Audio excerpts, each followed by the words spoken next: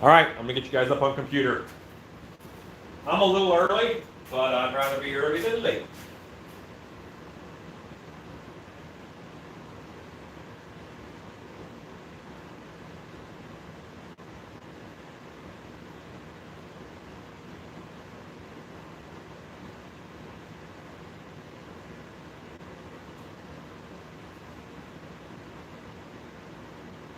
Hey, spastic pug.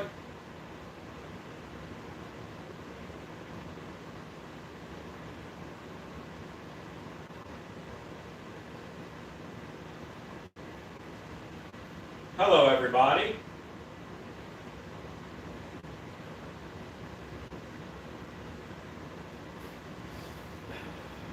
It's still crazy to me to pop on and then have you guys show up.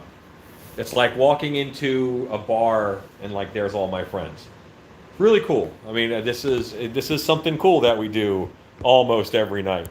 So I'm going to put you guys in the corner until you think about what you've done. Actually, no. I'm going to put you in the corner while I put away some stuff I got from Home Depot.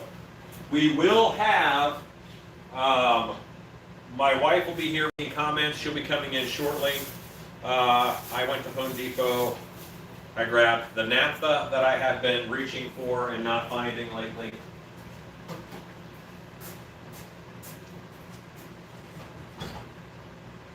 I also grabbed some more Loctite spray foam because maybe I have a Loctite spray foam video that I want to shoot coming up.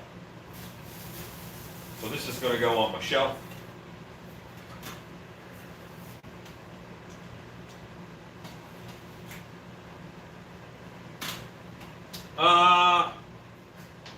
I'm kind of preventing back trouble at this point. If I don't wear it, my back hurts, so I'm wearing the brace, Jordan. Thank you for asking.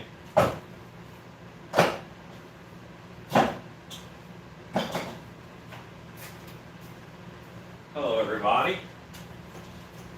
All right, I hate having stuff in my pockets. Do you guys do that? If my pockets are full, I hate it. So I constantly leave my wallet and keys different places. I have some real cheap silicone, latex silicone caulking. The cheapest of the cheap. Which, by the way, when my list said cheap Coke the other day, what it meant was cheap caulking, cheap caulk. But it did not understand. And I picked up this little boy, which is a wall base adhesive spreader, which I intend to use on my next sculpturo. This is my King Kong shirt. Yes. Yeah, I too love this shirt.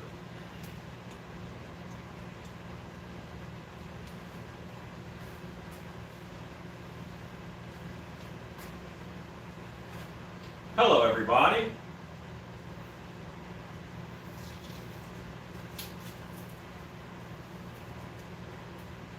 Sorry, I'm taking a sticker off of a thing. Okay, close enough. All right, let's put that right there with sculpting tools. 2 tiny cans of Weldwood contact cement. Because the big can normally, it'll go bad before you use it all. So I buy 2 little cans.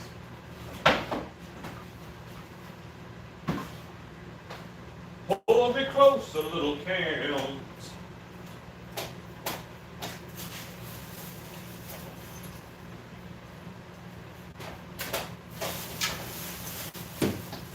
This is some great stuff foam because I've never done great stuff right next to Loctite to see the difference. I don't think I can do everything I do with Loctite with great stuff.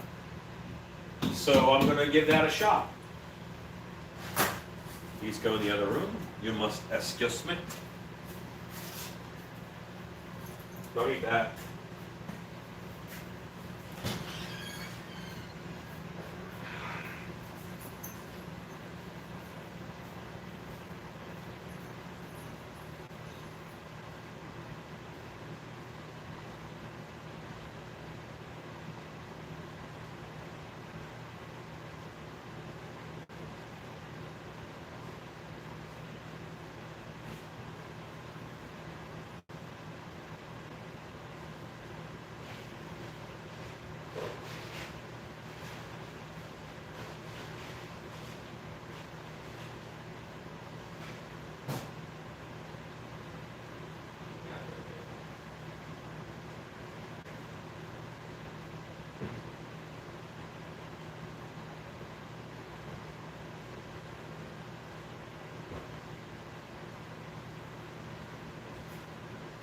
This is like the section on the beginning of Mr. Rogers where he walks around and changes his shoes and puts on a sweater.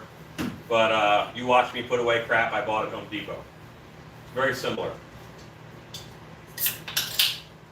Haven't had a chance to watch Cobwebs' blog yet, but I'm very excited for his new shop. Oh, I did read Famous Monsters of Filmland. I was very young, but I had an aunt who collected them, and I had a bunch that were my uncles. So I was able to read through theirs.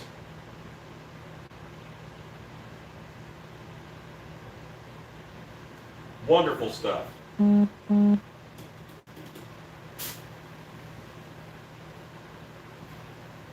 Hello, everybody.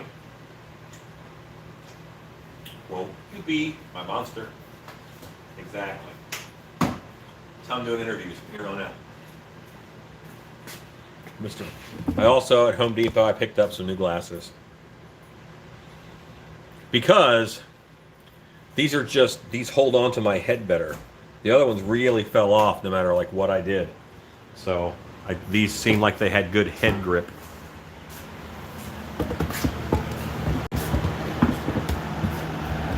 Let's turn this off for now. That's noisy.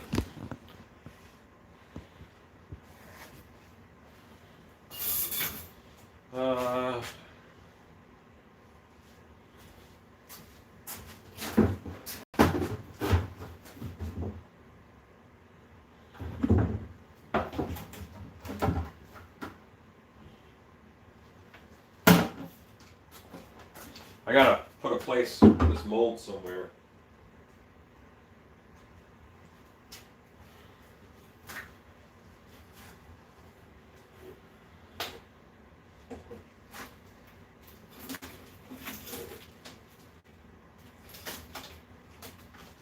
That's another Heptaron I had to pour up. There we go.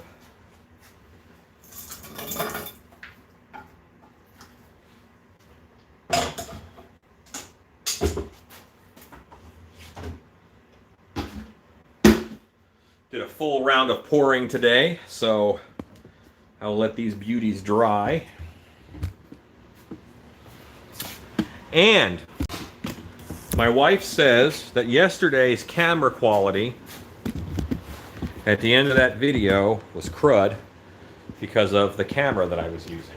So she said I should show you guys the creature mask with a better camera.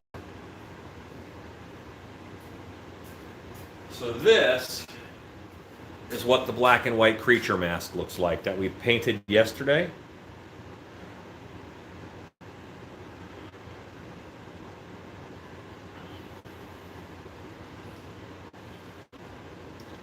Hopefully you can kind of see the paint job better now.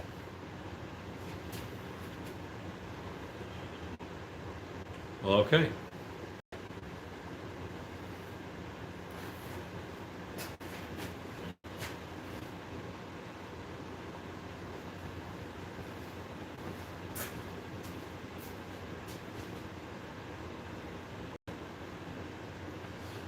Is there a way to not get small air bubbles on a latex cast when dwelling, or is it just pure luck? So different things are happening, okay? It all depends on the conditions you pour in. If you're getting small air bubbles, one way to fix it is to mist your water with a spray bottle, mist your mold with water with a spray bottle, and that will have moisture traveling through the mold when your latex gets there. And it kind of makes it work a little better. So that's an option. Try misting your mold with water. Maybe your mold is too dry. So as the latex is going in, it's forcing air out of those pockets, and that causes those tiny bubbles. Because the surface of your mold is very porous.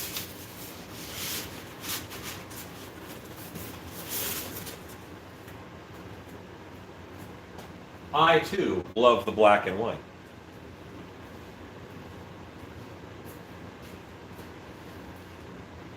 So, We're going to mold up the Beast Man this evening. That's what we got to do.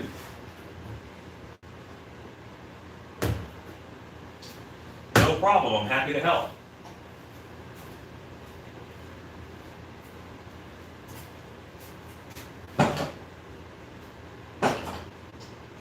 If you think I am stalling until my wife gets here because I am lost without her guidance, you may be correct. Actually, I have a little bit of prep to do before I can El Moldo El Beast Mano.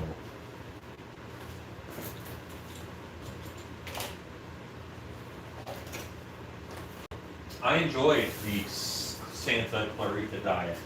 I haven't seen all of it, but I saw a couple episodes.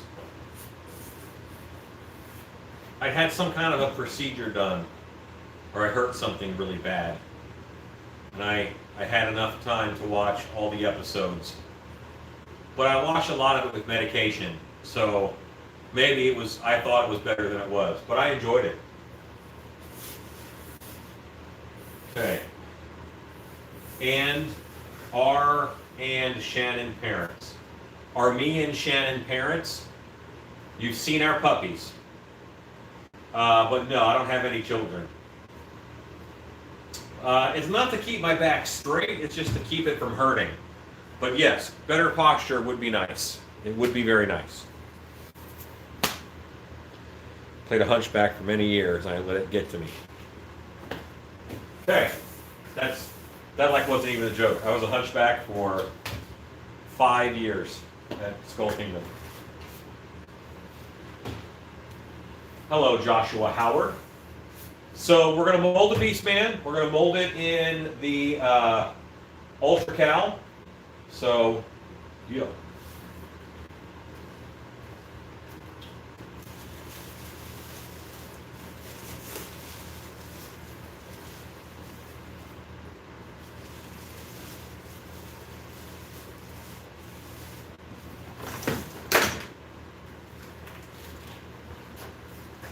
I am prepping to move the Beastman sculpture from one table to another.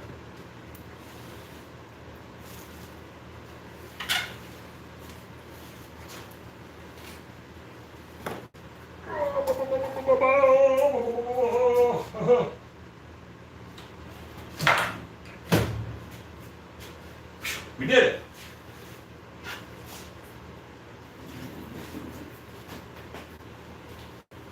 You also are Joshua Howard. I am an uncle. I'm an uncle twice. I'm 2 times an uncle. Once, twice, 2 times an uncle.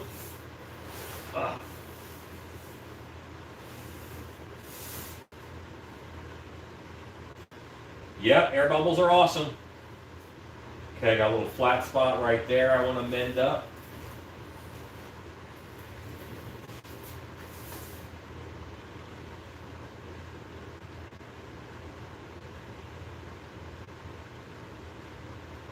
So step 1 of molding is making sure you like your sculpture. It's kind of a big deal.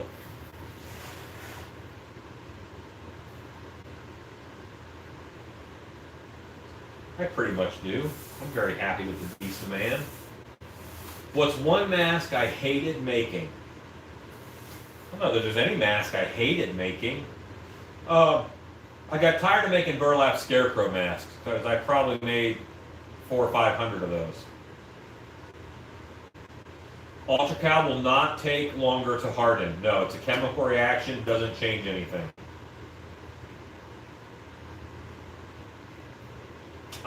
He very well may make an awesome Krampus. I think you're right on that.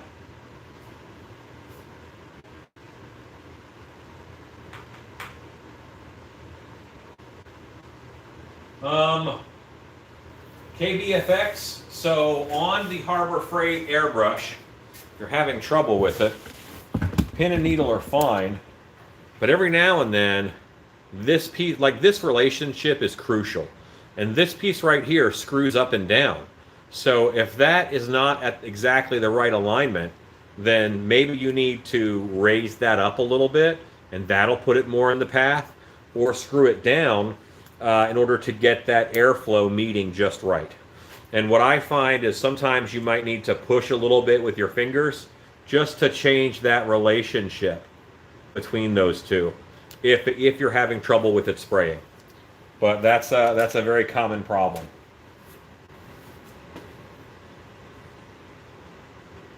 Ooh, how many masks I've made? Are like, I've sculpted and molded over 2,000. So I have made probably 5,000, 6,000. I've made a lot of masks.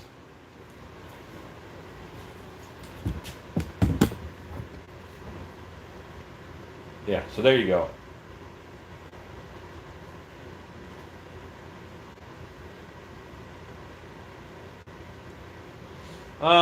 Normally I don't. I actually add a little bit less water because I find it's a little too thin, especially for that airbrush. So, yeah, I would not.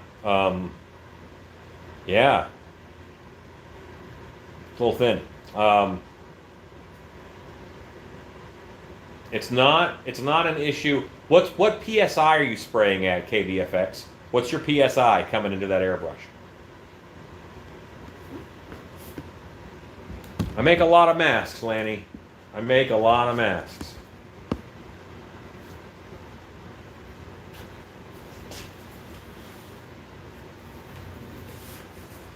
So right now I'm kind of looking at this guy and I'm figuring out, I've got to get him off of this piece.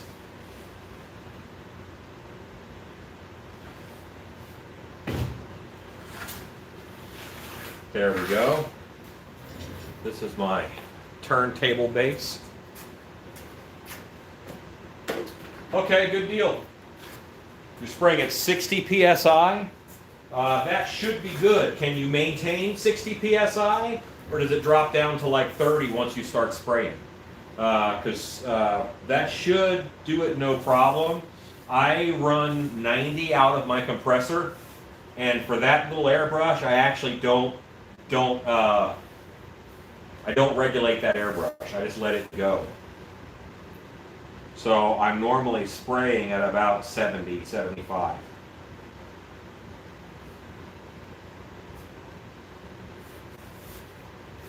Okay. And I have to kind of figure out, where does the mask end? You know, where does it stop being a mask? And I think this guy stops being a mask right up here. What's my favorite mask to make? The next one. The next one is my favorite because even Beastman, I sculpted Beastman. I'm ready to make a Beastman, but in my head I've moved on. So I've already got other sculpts in my brain. I want to work on the goat. I want to get it finished. So Jordan, I do not believe in those because sometimes I have to pee.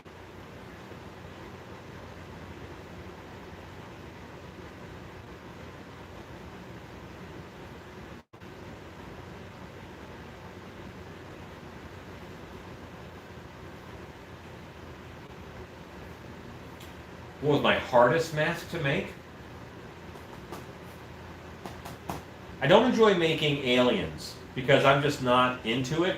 So when I have to sculpt an alien, I find it harder because I keep wanting to push its anatomy somewhere monstrous, and sometimes they just want aliens.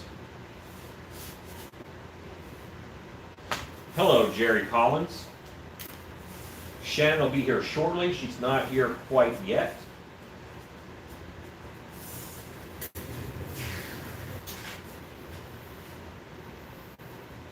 And I am going to go ahead and bring this mask all the way down to the table. And the reason why I'm doing that is because, see how much lower this is? If I stopped my mold right here, you know, right here where the mask stops, then I'm going to have a hard time getting enough latex in there and getting the air out in order to get all this detail. But I will make my mold this way and flatten off the top here, not here. so that the mold will sit at an easier angle to keep latex in that chin.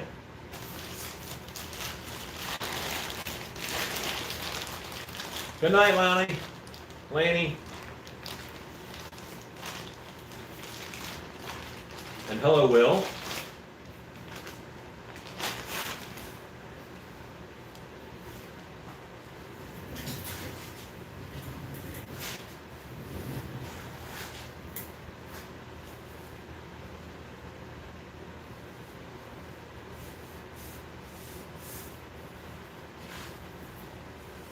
So once again, I'm going to have to do some prep work here. I'm smelling him. I don't think he's been hit with pledge yet. So I will pledge him. And then I will keep working on this.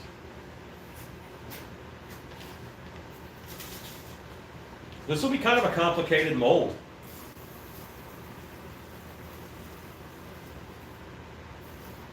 And I say that because a lot of chances for air bubbles with all that hair.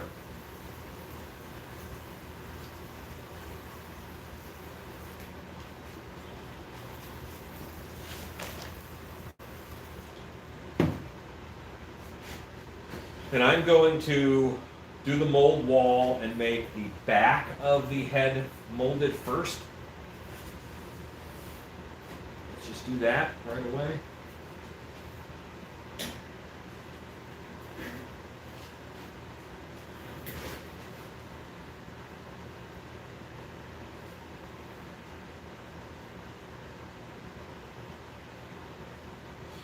Thank you, Hugo. Yeah, I mean, aliens are cool. I'm just not as big on their mythology, I dare say. On their, I don't care about aliens. You know, it's like clowns. I don't care about clowns, so I don't make a lot of clowns. But if I had to make a clown, I'd make a clown. But I would not be as into it as if I were sculpting a Bigfoot or a Chupacabra or something like that. I sculpted a Mothman last year, and they wanted a very specific look for the Mothman, and I just didn't like it. So it took me longer, because I wasn't as into it as I could have been. Hello, Linda. And Ezekiel is on. Hello.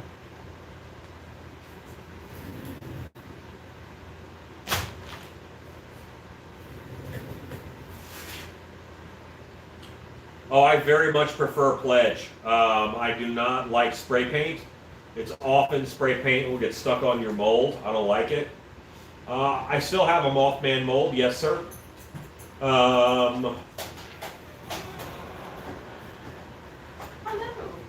Hello, wife.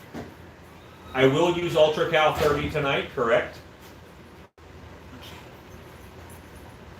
Edward Mordrake from American Horror Story. I'd have to look at that. I don't know what that is.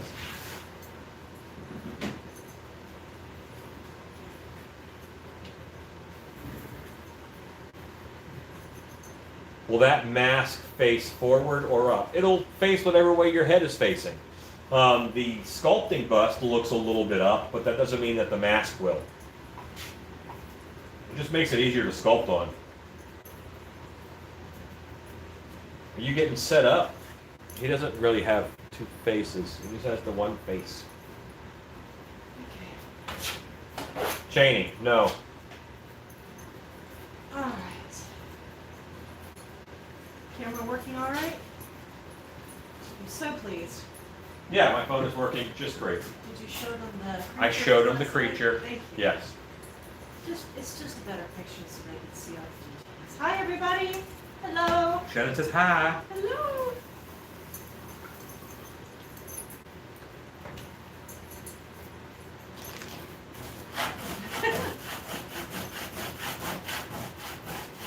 And I think I'm caught up. All right. That shirt is awesome. Yes, thank you.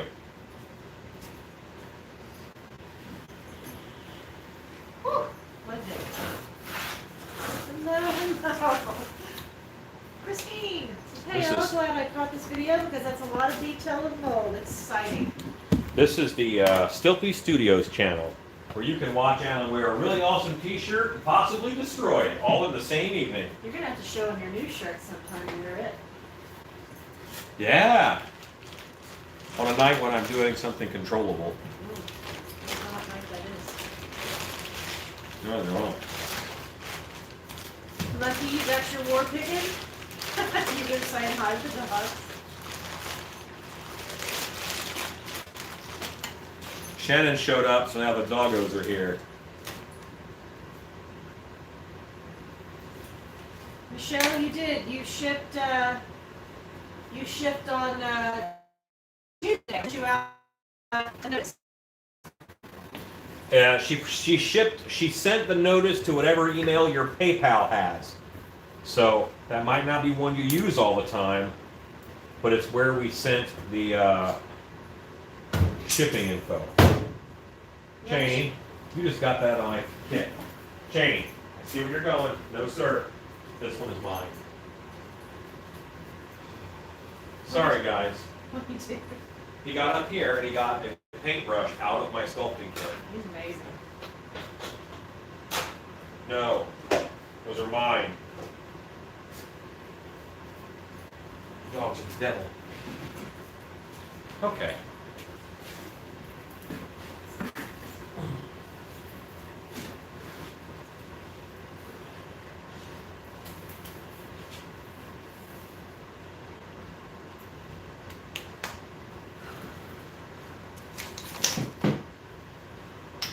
I'm glad you liked your war piggin.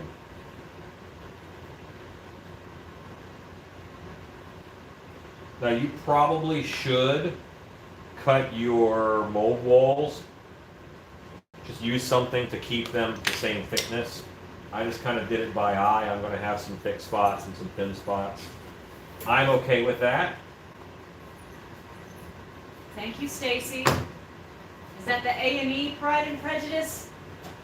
Because I have 2 copies. Stacy was telling me that the 1995 Pride and Prejudice is on Hulu. Isn't that great? I see. She's so helpful to tell us this. Thanks, Stacy. Yay! Thanks, Stacy. Have you had an issue where you get latex on your mold strap from a leak or a spill? And now you have to try to pull it out to get the strap off. That's certain dogs. You're bad Stand dogs. by. Don't be bad dogs. No. No. Sorry. Michelle, we had the hair suit in stock, which is why it shipped so fast. And that is why it is on its way.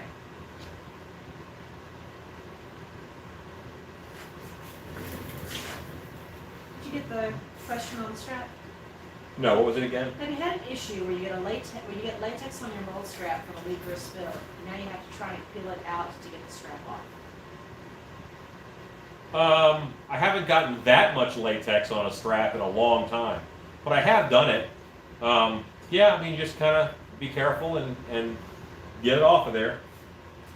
Christine says, I just got the puppy trash can height comparison. They're always laying down, and wow, they got so tall. They did get tall. Jordan Easel. I think mask making is neither easy or hard. I believe it all depends on 3 factors. The intricacy of the sculpture, the mold medium, and the casting medium. Yeah, it's fair. Some are hard to motivate for, though. Like, I'm not going to be near as excited about a clown as I would be about something that was cool.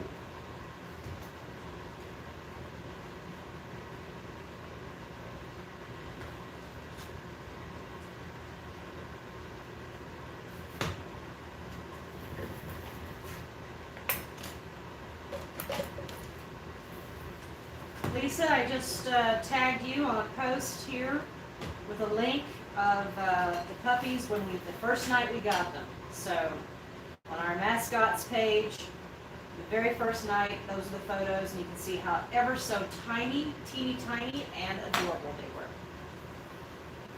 Big dog, right? Yeah, Stacy, I love that version. Okay, they're laughing at the dogs.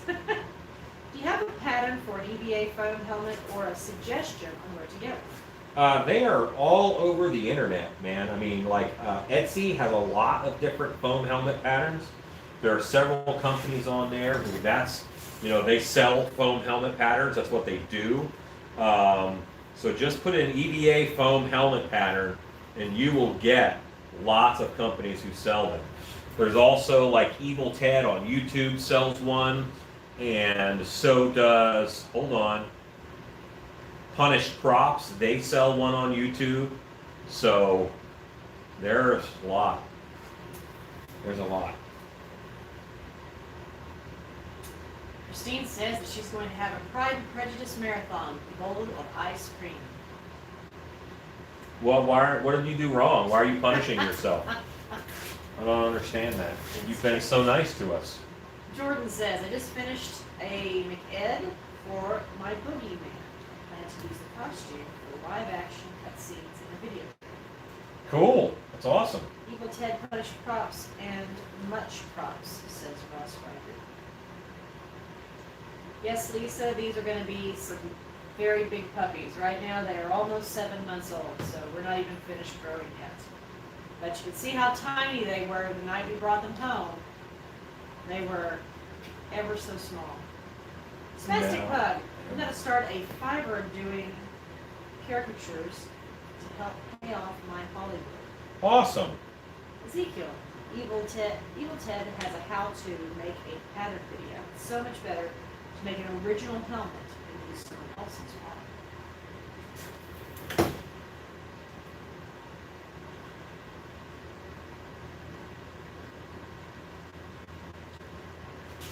And some of the patterns that you can buy have a little note on them where they're not licensed for commercial use.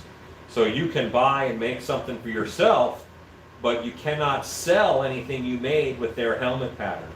So be aware of that. Not knowing what your plans are, that might change how you want to conduct that business. Rodney Pope says, I think I've got the left and right side of my skull matching. Thanks. Cobwebs and Candlestick says, yep, your pen might not be the same size. It is pretty easy to scale up and scale down the patterns though. Is Delrin a plastic? Yes?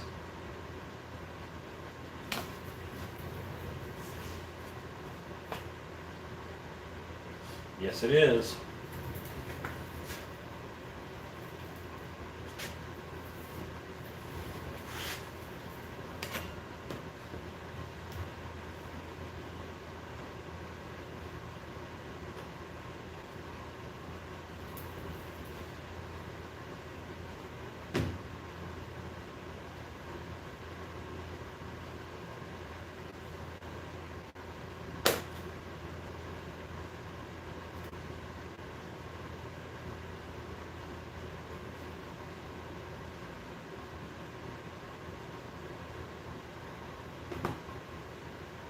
So I'm just making my mold wall here. If you guys have any questions on the mold wall process or anything like that, feel free to ask.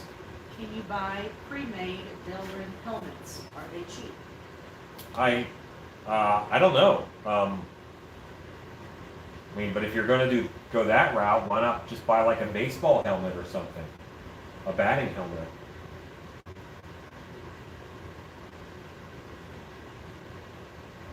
Yeah, I haven't really dealt with Delrin helmets. Mostly, because they're more comfortable, I normally go with the EVA foam.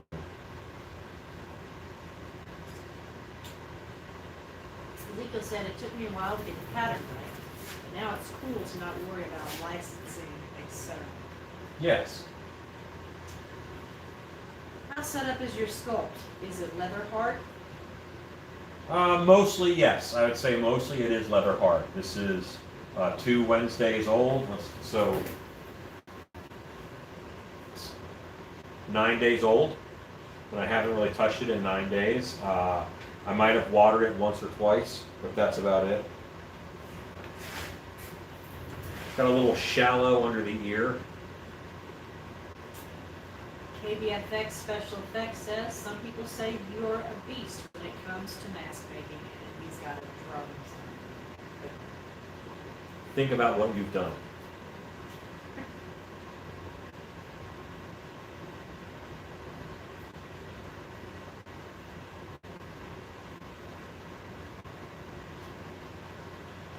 Stacy says, rib shot. Ezekiel said, no love for Pride and Prejudice, Alan? I like my conflicts to be, oh no, a giant monster is attacking the city, rather than, oh no, you put the salad fork on the wrong side of the plate when you set up dinner service. That is a conflict worthy of a whole series in the Jane Austen world. But no. I have a hard time watching people act bored and be in a movie. Ezekiel said, haha, so no love. Let's just say no, none. Zero, nil, nada, zero. I did have a question about where do I stop the back of this mask? This is run, but just pick a spot to cut it? Well, I would, in your sculpture, mark the line as far as mark the line where you want the mask to end.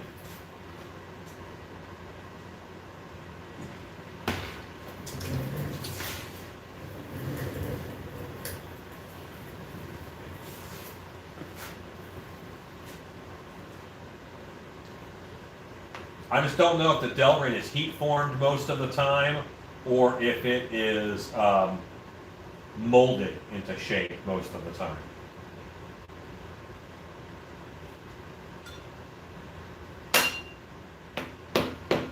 Okay.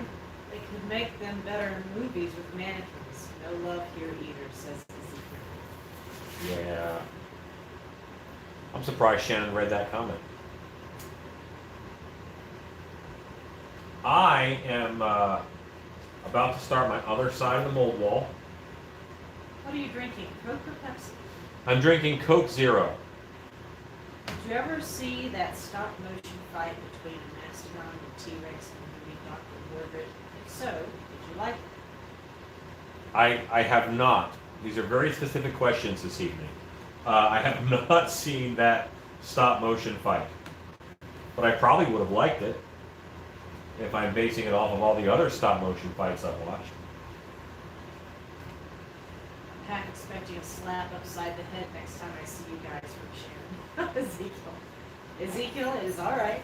Just because I like it doesn't mean he has to like it. I like plenty of things he does, and he likes some things I do too.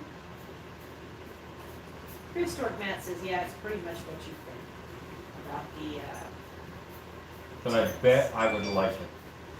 Third Degree of Terror. I tried to read Pride and Prejudice and Zombies, but ultimately it was still mostly idle people doing nothing. I agree with you, Alan. Did you like the movie? Yeah, the movie was fine.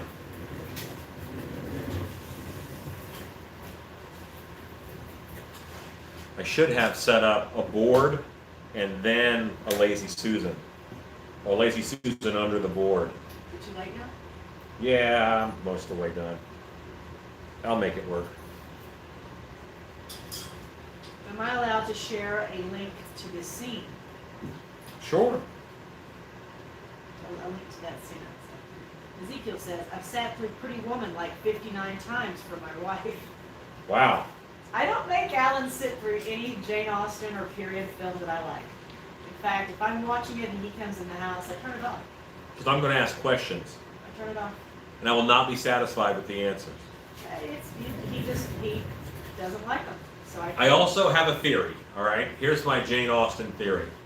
For every Jane Austen book, there is a correlating episode of Three's Company. Because the entire plot always revolves around someone overheard a piece of a conversation, and then they assumed things about the piece of the conversation that was the whole conversation, and they had the wrong assumption about something, which leads to comedic or tragic ironies. So it's kind of like Three's Company, except it's Jane Austen. unlike some of the cultural favorites I've walked in on when I came to the shop. Yeah. Cultural favorites. Yeah. .com. What about woods?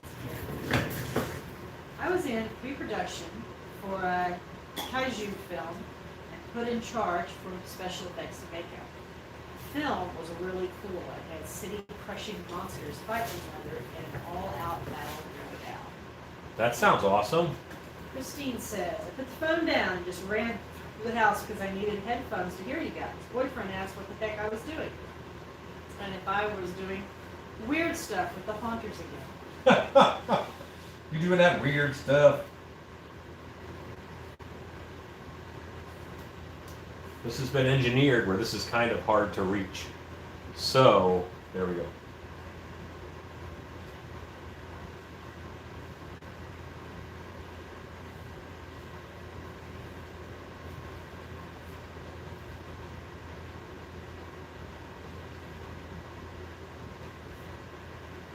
Next shirt, weird stuff with the haunters.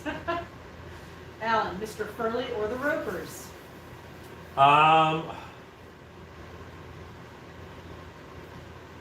Probably the Ropers, although, no, Mr. and Mrs. Furley, for sure. Mrs. Furley dressed the best. That was Mrs. Furley. Uh, Mr. Furley was Don Knotts. Mr. Furley was Don Knotts. Didn't he have a wife too? He didn't have a wife? Oh, Doesn't matter. I was so young. None of this matters. Yeah, I was so young. I don't know. But I would probably, you always have to go with Don Knotts. So there you go. Now we need our sappy over dramatic romance, okay? Feeling is like crack for women. And we overlook the logic sometimes for dashing men and fuckers. That's Christy. Preacher Matt says, I don't feel like logging into Gmail for a link. Okay, Preacher Matt.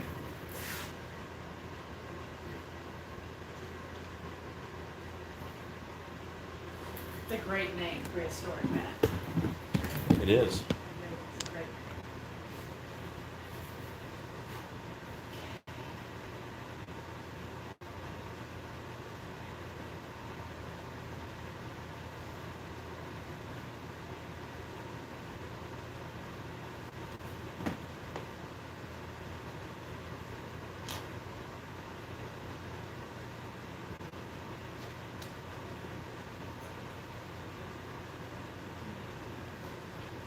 And when I'm cutting these pieces to go around the ears, I'm actually cutting them at a bit of an angle so that I have,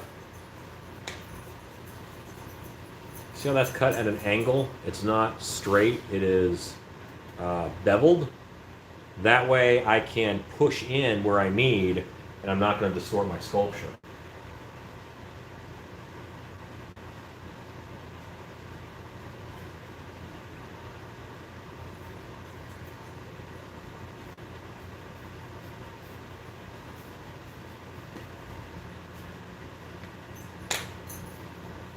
Do you use the marble in the wall for refrigeration marks? I'm sorry, registration marks. Do you use the marble in the wall for registration marks? No, I don't. I don't do that. I just put in the marks that I want. How is Texas opening up now with their pandemic scenario? Where I live in Australia, it's back open today. You can go to restaurants and the kids are back at school. Wow. The kids are not going back to school this year, is my understanding. I think they're finishing the school years at home, which is through September. Restaurants are back open at 25% capacity, is the theory. And some places are open at 50% capacity, is the theory. But I don't know that people are actually sticking to those regulations.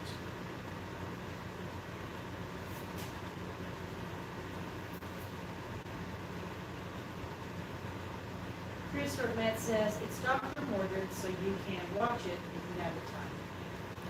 Okay. How long before the pups take over? Well, you mean the family business? I've been trying to teach them how to sculpt, but they keep eating the clay. I've been trying to teach him how to make coffee. If either one of us have success, we'll let you know.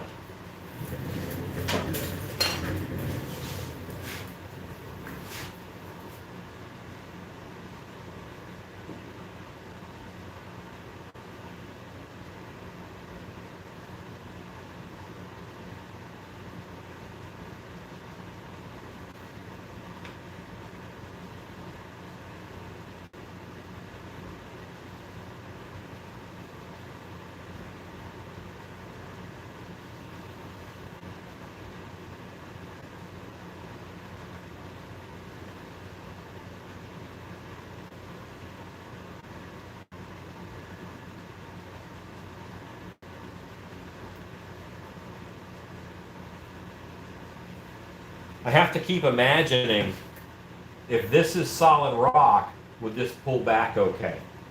Right now my answer is yes. Yes, it would.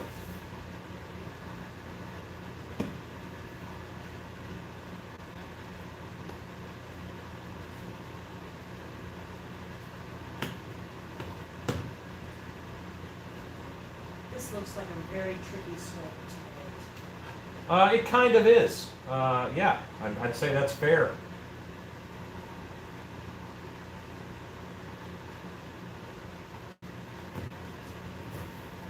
Because of all of the hair pieces on it, and the angle is a little bit weird. Yeah, it's tough.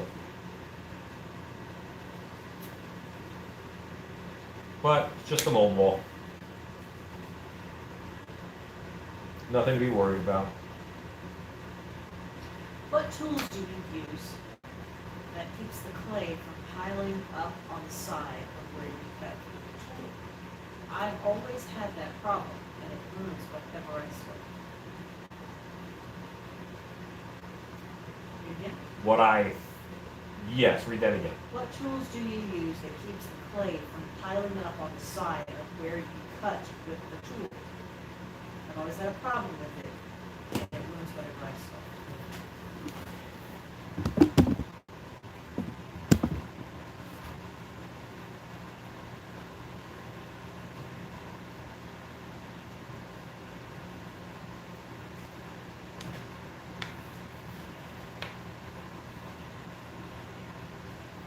Do you mean that little bit of a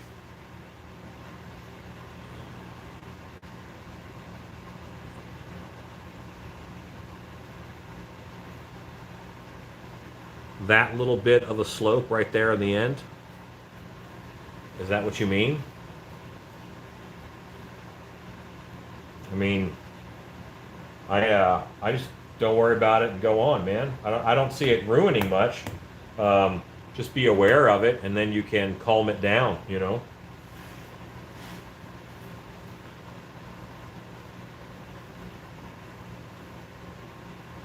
What are you sculpting tonight?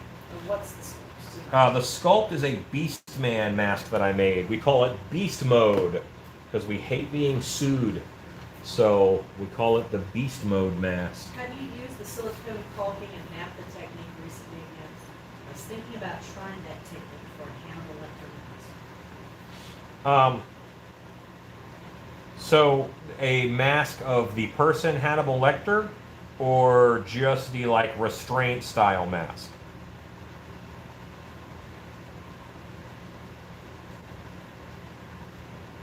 Nico says, very exciting. I can't wait to see when you first try it on.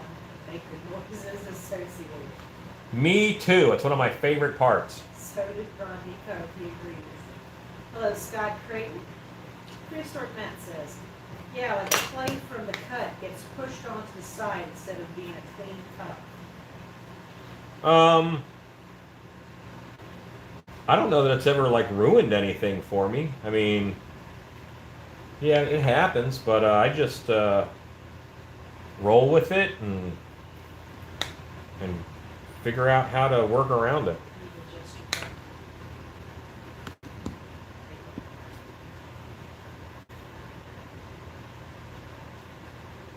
Rodney Pope says, can't wait to see this mask painted. Such a cool sculpt. I think, Rodney, you're getting the first one, isn't it? The answer was a restraint mask. Okay.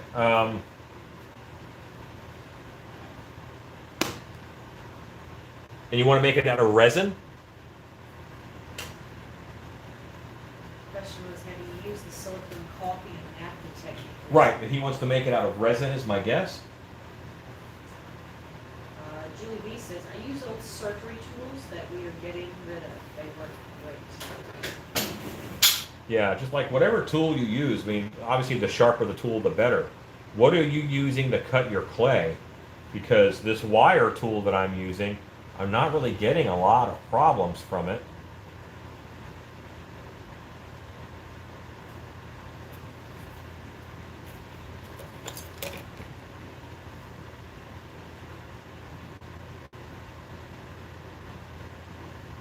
Yes, this is Rodney's sculpt.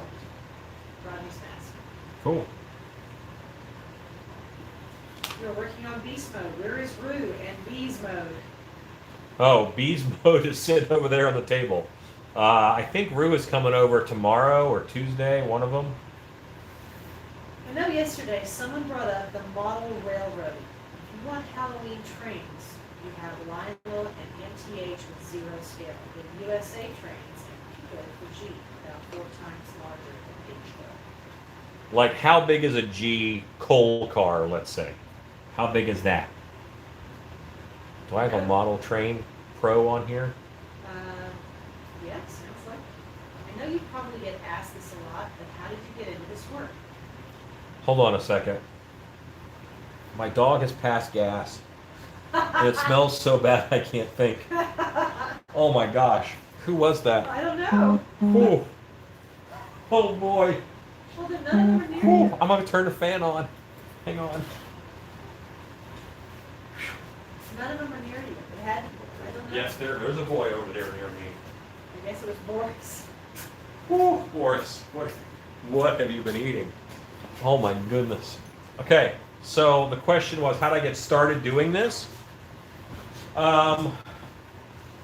Couple answers. I've always loved monsters. When I was 18, I worked at Terror on Church Street in Orlando, Florida, which is a year-round haunted attraction. And I would open up boxes for the gift shop. And in that work that I was doing there, I ended up, I'd try on almost every mask I opened up. And they would not, I couldn't see or breathe. So I knew that if I was going to work in haunted houses and if I was going to make, if I was going to work in haunted houses, I would have to make my own masks. Because mask makers were so concerned with the mask looking good, they were not as concerned with the usefulness of it. You know, how useful is this sculpture?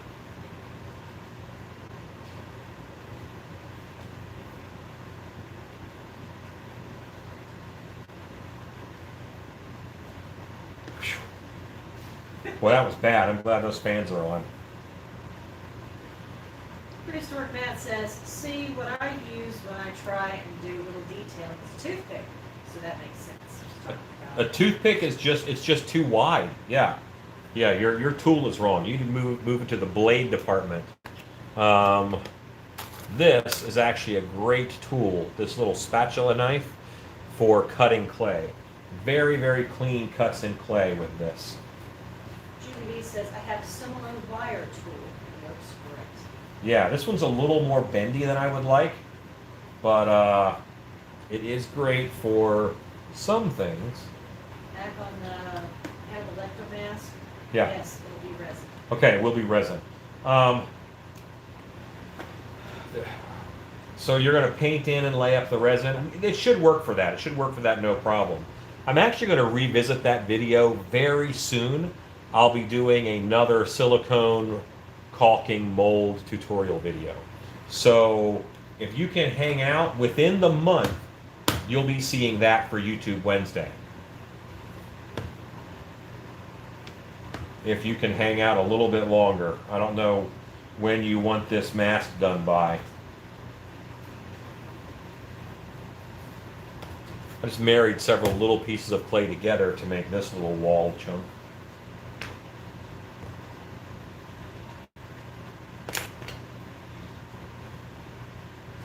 Ezekiel says, "Oh, I meant to tell you, I got the Last Supper mod scenario sorted out. Thank you so much for the info. Helped me unbelievably, and I will soon have the ability to make multiple copies." It's Ezekiel. Great. Rachel Powell, you need a bottle of Febreze air freshener. You know what? I actually have some air freshener in the bathroom, and it's worth getting up to get it. Stacy says, apparently clay makes for bad gas. Rodney Pope, I want it as a display piece. If I need to give y'all more money, let me know. I don't know if I told y'all before I paid, I can't remember. This is going to be a foam filled from what I have, Rodney. Is that still the case? I have you down for a foam filled beast mode. It's a foam-filled beast mode. So if that has changed, just let me know. But that's what I have you down for. See, I cut that one at a real sharp angle so that as I fit it in here, I can push down there at the bottom to get the fit that I need. And this is on the train. Yeah. This is G-scale cold car is about 14 inches in length. Okay. That seems a little big. What's the next scale? Because I don't know what I'm doing. This is great because I get to ask you questions. And no one thinks I'm not even supposed to know what I'm talking about. Yeah, tell me about these trains. What scale where the car is about this big? Like this is how big I want the train car to be. Maybe 9, 10 inches? 8 inches? Something like that. Maestro K says hello, everyone. Hello. They're suggesting pledge for dog parks. Might help. Might help.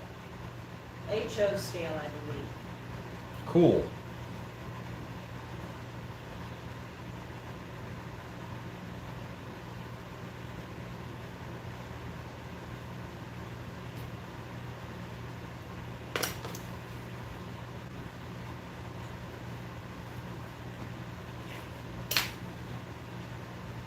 Zero scale is next down, which is about the size of 10 inches.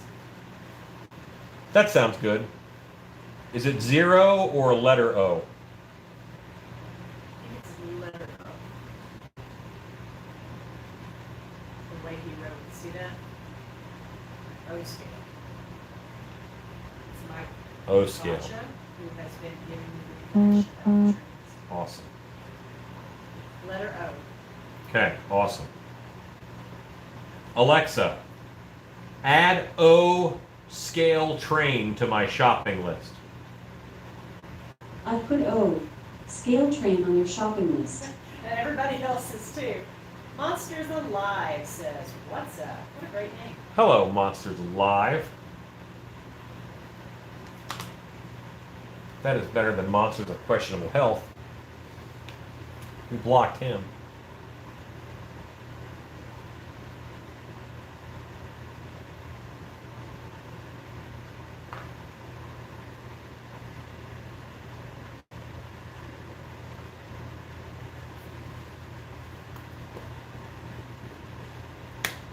What are you holding? I am molding a homage to a Master of the Universe toy named Beast Man. And this sculpture is named Beast Mode. So it is a beastly type creature, monster thing. Yeah! O scale goes great with Lamat's Department 56 clothes. Okay.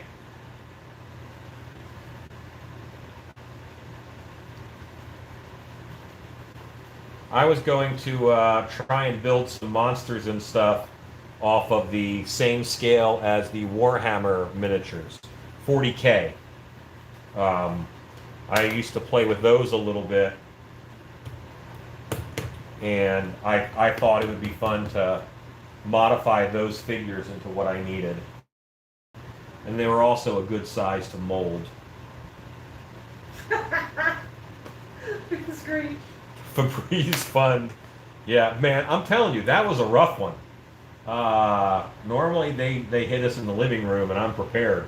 Oh. I was not prepared for that. Monsters that recently passed of natural causes but tested positive for COVID-19. There you go. Way to squeeze politics in there. Good job, sir. Good job.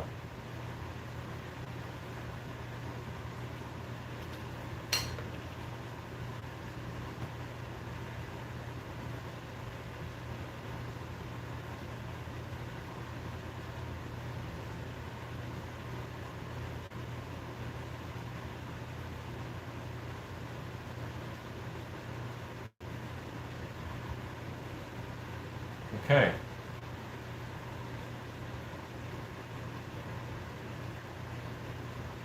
My mold wall is what I call done-ish. Now I need to shape it because it's just really the wrong shape. And there's just too much of it.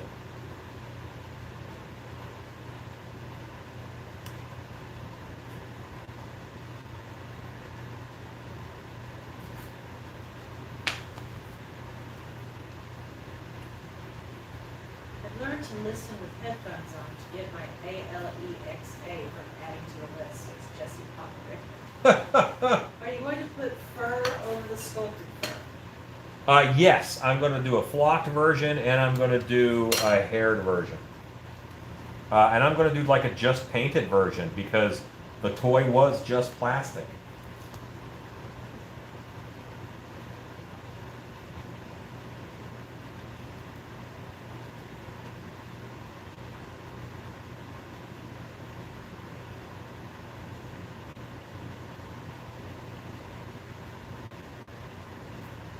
This is TJ with Mini Mayhem. Saw you at Midwest last year. I was wondering, have you used metal or plastic for mold walls? Yes, I have. There's a video on my channel called Lobster Boy Full Process or Full Mask Process Lobster Boy. My channel, Lobster Boy. And in that, I show me using plastic playing cards because they have playing cards made of plastic for you to play cards by the swimming pool. And I get those every now and then, and I use those for mold walls. I like them. They work great.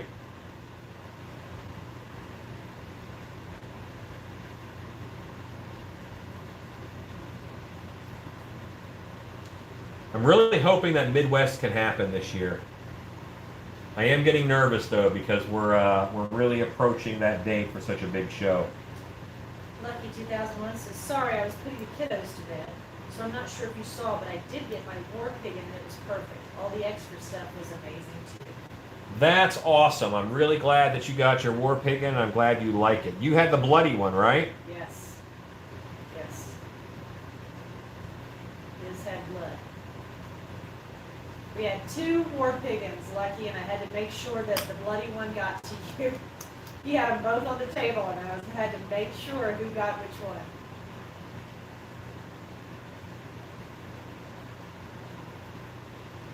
I can't imagine someone saying, "Oh no, my sewn together pig mask shouldn't have any blood on it," but you would be upset if you had one that without enough blood on it. The Febreze Fund. I missed the first part of the stream. How did you prep the head for the dam so the dam doesn't stick to the sculpt? The dam is going to stick to the sculpt a little bit, but I did hit the whole thing with pledge, which is a little bit of a barrier. Cobweb says, Pig and Slaughterhouse Edition. Yeah. Would you shift to THC if MHC falls through this year? It's possible. I was having a booth at both, so if they both happen, then I'll have a booth at both.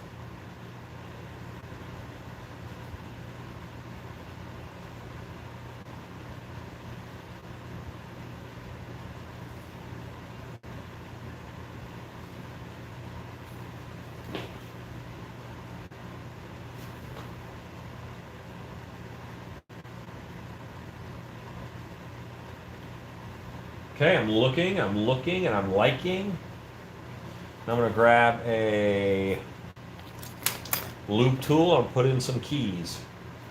And all that I'm doing when I'm putting a key in this, remind me to turn this back, wife, is here's the mold wall, a loop tool, I put it in, and a spin.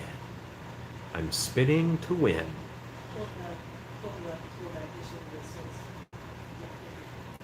You see that circular dip in there that I made? That's all you need right there. And you don't want to go too deep. You know, you really just want to keep it a nice circular impression. But that's the way to do it. Easy. That's one way to do it. Not the only way to do it.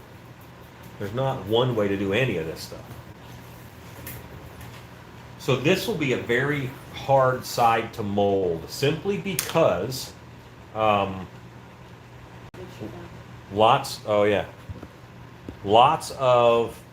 areas back in here to get air bubbles. Is there an advantage to a clay mold wall? It's easy to do, and you already have clay in your shop. There you go. Yes. Did you get the bike mirrors fitting mold tutorial yet? I haven't done it yet, but soon. Like in 2001 said, yes I did, and it was perfectly bloody. Can't wait to use it. I took a picture of my son wearing it, and we'll post it for everyone to see on the Facebook page. That's awesome. How old is your son?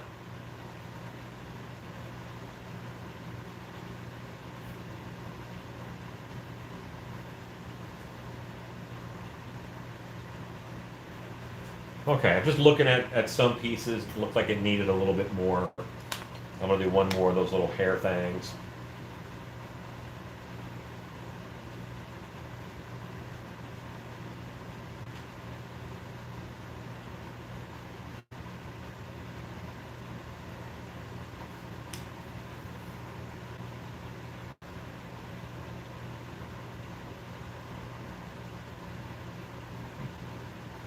Is there a way to save clay when it gets mold spots?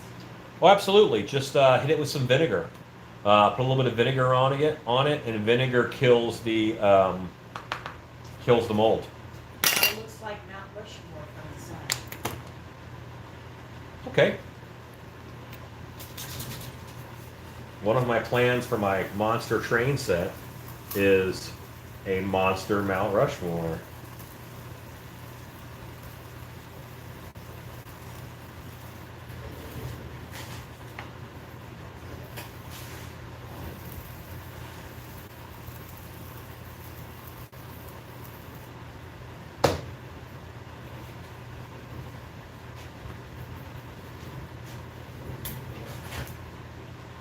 Okay. I have to Vaseline the table. That's all I have to Vaseline in this instance because I don't have any. Oh, prehistoric man. Will the train set have Godzilla picking up a train car? No, it'll have King Kong. Oh, that's an awesome idea. You are blessed with good ideas, Alex, says Ezekiel. Hello, Vic Springston. Spastic Puck says, may not be on. My connection's really dodgy for some reason. Oh, that's terrible. It works out. Well, there are a lot of storms out in the country right now. We were very stormy earlier today.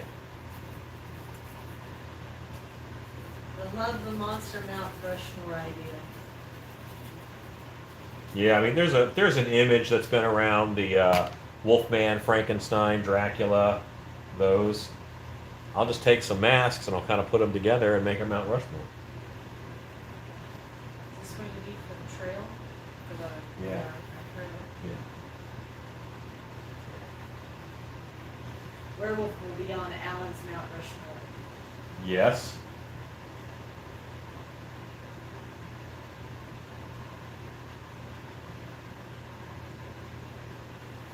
Okay. That's a very nostalgic idea with trains. You know what? I think kids would love it, but I think adults would love it too. Yeah. I just think it'll be nice. And when you're putting your tool in, make sure it's straight. Don't come in at an angle, either up or down, because you're going to want to pull this mold wall off straight this direction. So any change in that angle could cause a problem.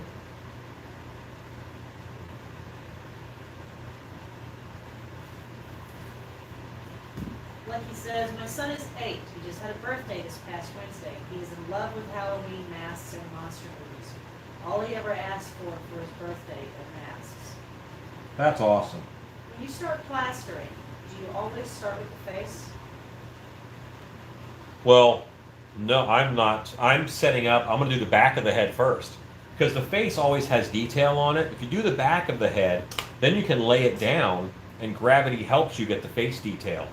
If you do them both standing up, you're just fighting gravity. Hello, Brian Lippert. Says, is this beast mode? I just This is beast mode. Yes, this is beast mode.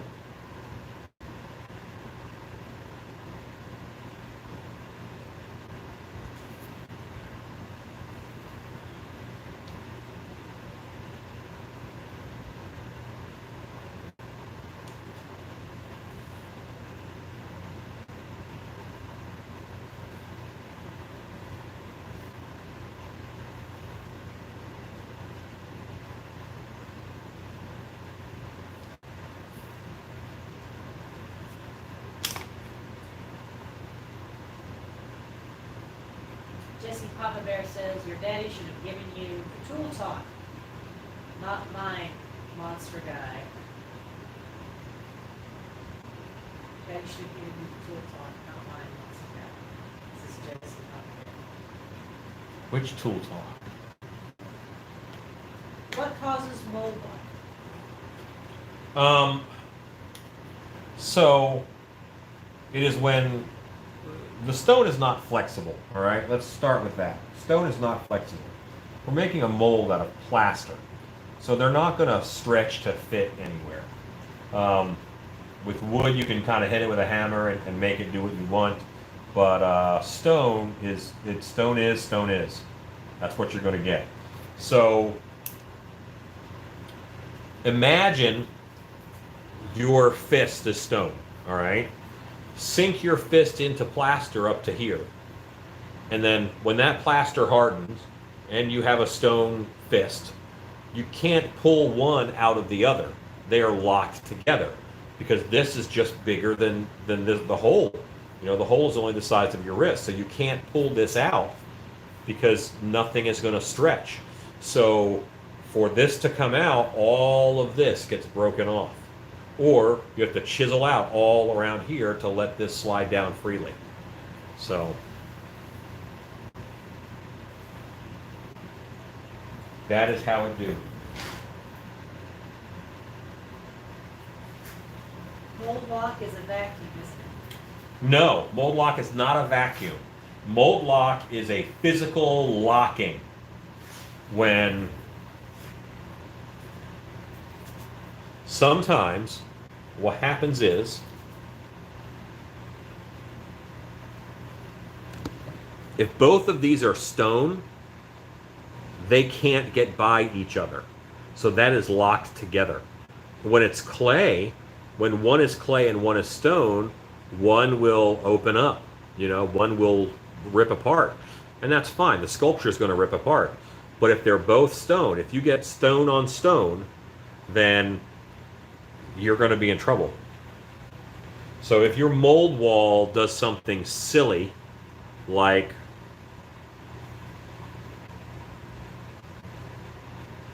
this somehow, and your other plaster meets it like this, these are not going to come apart this way. In this case, if you have to mold that, then you have to do a two-piece mold where this is one piece and then the next piece goes up here. And then you can take the mold apart this way without damaging this stone. But if you just do a two-piece mold and all of this is one piece, if all that's one piece, you're going to break that off every time. Mold lock can happen from wall to wall if I make the angles just wrong. Mold lock can happen. The neck of this mask is round. It's a round neck. Boy, I have not enough neck to show you this, but I can use this bottle. If I can only make the mold wall halfway, okay? If the mold wall is more than halfway, this is stone. This is the bust I sculpted on. This is that back mold wall. Is this going to slide out of here this way? No. One of these has to break. That is a mold lock. And that is what I was up against on the Heptaron sculpt because it was so thin. If this is the plaster mold and this is the head form, I'm in trouble. But as soon as you put a thickness of clay on there, what are the odds of mold locking? It's way less because this unflexible stone and this, they're not that close to each other. But the thinner your clay is, the thinner your clay gets,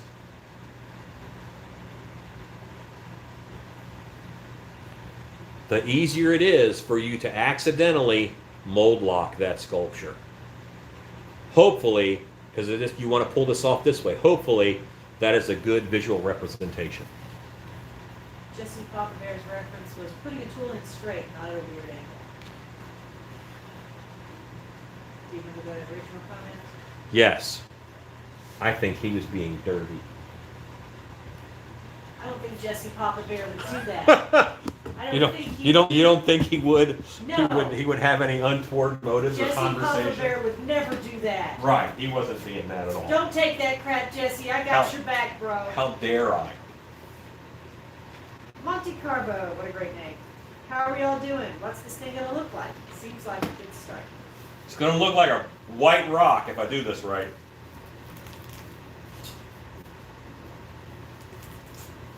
Hello, Gregory Haynes. Does mold lock only occur at the wall? Yes, because no. A one-piece mold can lock if you make some really poor decisions. But you really have to screw that up. Michael Laster says, mold lock is the result of either two areas of stone bonding together, or your plaster is beyond the halfway point and the opening is too small. Yes. Jeff Parr says, do you make a line on your sculpt to avoid undercut locking? No, I just hope for the best. Hey, Brandon D., you're very welcome. He says, thanks for the signatures and all my extra swag. Hooray. You guys will laugh. We were actually looking online last night for what are new things we can put in. Fun swag. What is more fun stuff we can put, surprises we can put in y'all's orders. Because some of you have ordered more than once, and now I've got the dilemma of, did I send this last time? I want to send them something new, but I don't know what goodies I threw in there. So you might get duplicates. I hope you like them. Michelle, I love the swag. Oh my gosh, Michelle posted on the Still These Creepers Facebook page.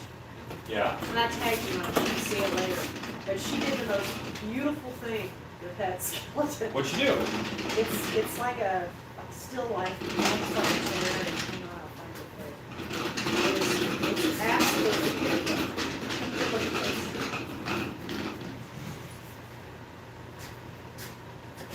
So here it is.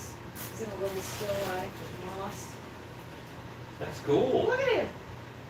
Michelle, that's great. It's beautiful. That little dude's awesome. Made him way more cool than what we said. Did Rodney get some Tim Tams? Ezekiel, he hasn't come here yet. His order is not finished. Rodney keeps adding to his order. But I promise you, he will get Tim Tams. I cannot guarantee you what flavor. Jesse, you guys made me want to order a mask just to get fun stuff. Jesse, you're getting a shirt, if I'm not mistaken. And if I'm correct that you ordered a green shirt because you were one of the ones who really wanted one, I'm going to make sure you get some cool stuff. You do not have to order a mask to get cool stuff. Hey, Optinabration, good evening. My uncle has a signet ring that I really like. Do you have any ideas for how I can make duplicates for something that small and detailed? What can I hand to a jeweler for them to work on? Well, most jewelry is done with a lost wax technique. So you would make a silicone mold of the ring that you would then make wax copies into. And then that wax they would do in a sand casting or something like that in order to make a mold for jewelry. That is, you're talking now foundry work because you have to mess with hot metal. Brandon B says, Feng Shui, the ancient art and practice of placing knickknacks and tchotchkes around the house. This is true.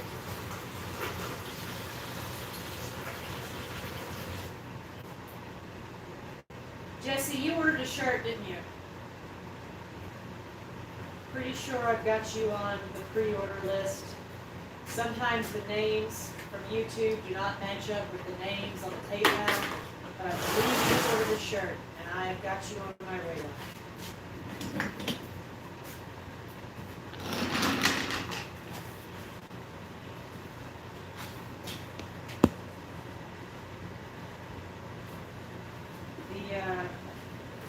I think my wife suffers from thunder sweat.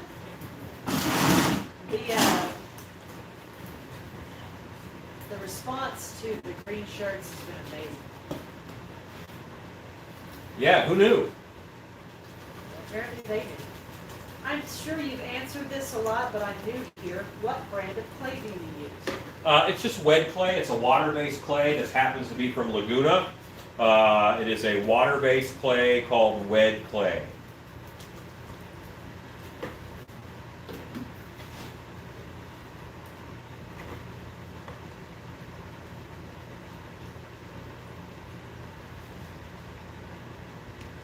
And welcome, Jeff. He is who's new here. Hello, Jeff. Good to have you on. Stacy says, as it turns out, people like green. My next vote is purple. Purple and green go great together. Trying to wheedle in with the purple stuff. Well, I see how you do. Alexa, count down 2 minutes. 2 minutes, starting now. I'm allowing the water to seep in to the plaster. green and purple are almost as Halloweeny as orange and black now.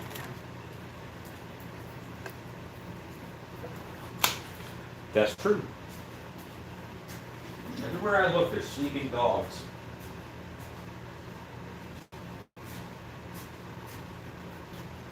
Why are you watching cat videos?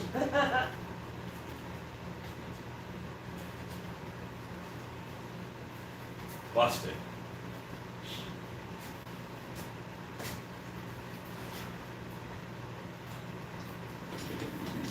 So yeah, I have something that is working. I think your wish for purple shirts will happen. Surprises, guys. Surprises.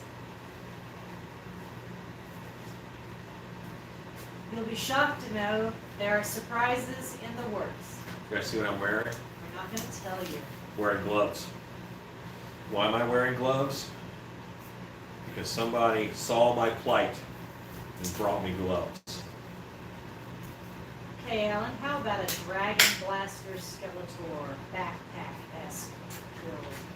I would probably opt for a Terror Claws Skeletor first, but the Dragon Blaster Skeletor would also be cool. I thought Terror Claws Skeletor was one of my favorites.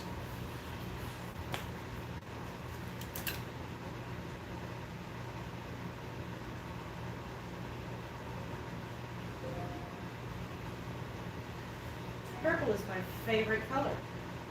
See, I have to hold off on the next order for buying things. Just we have plans. We'll just say that. Alexa, stop.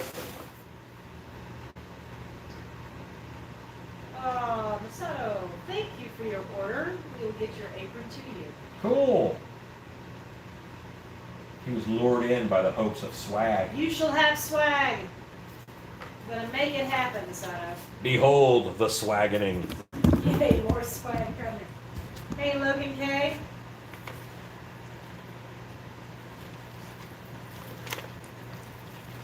What do you suppose makes a good Medusa? What do I suppose makes a good Medusa?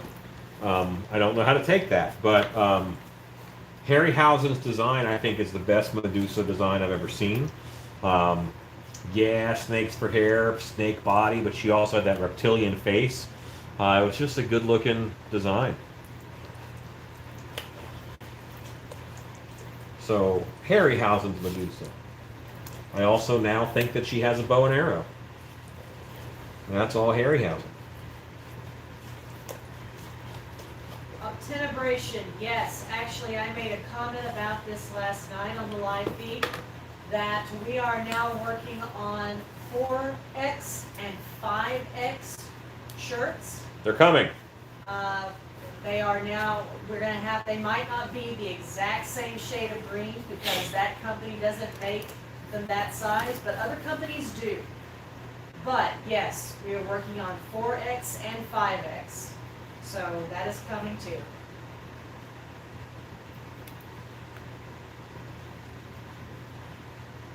Thank you, Ezekiel. I will let you know. How do you make sure you get all those little undercuts for the hair filled with ultracal? I stab them with a brush full of ultracal. Howdy, Alan and Miss Shannon. I haven't opened my mask yet, but I shall. This is Edie Blunster. Great. I'm just glad you have the box. Have you ever done a matrix mold? Yes, I have. Absolutely. It's a great way to do things. Scott Colhart says, I think you need a hoodie to the swag. Okay, I can make that happen. What keeps the clay you're putting on now from sticking to the head sculpture? So right now I'm putting on plaster. But if you meant the mold wall over there, nothing. You just got to be careful. It actually is kind of hard to marry two pieces of clay together. So as long as I don't really marry them together, I should be able to peel one apart from the other fairly easily. Oh, they like the hoodie idea. I'm a big guy, so purple makes me a grimace. I'm 100% down for a hoodie. I'm in the South, and I still wear hoodies in the summer at times. Says Will Carrot. Will Carrot, tomorrow night's your night, dude. Robert White says you are so accommodating. What's happening tomorrow night? You are making Will's pumpkin face. Oh, that's right. I'm doing, the pumpkin tomorrow night. A hoodie would be awesome. Do you have any Matrix and mold videos? You know what? I don't think that I do, because I did most of them in the period where I was not really doing YouTube Wednesday videos, and I wasn't doing that many lives at the time. The last matrix mold that I did was for my head sculpting form that I use at Monster Camp. So that was just, I don't know, a year ago or so, because I wanted an easy way to reproduce them.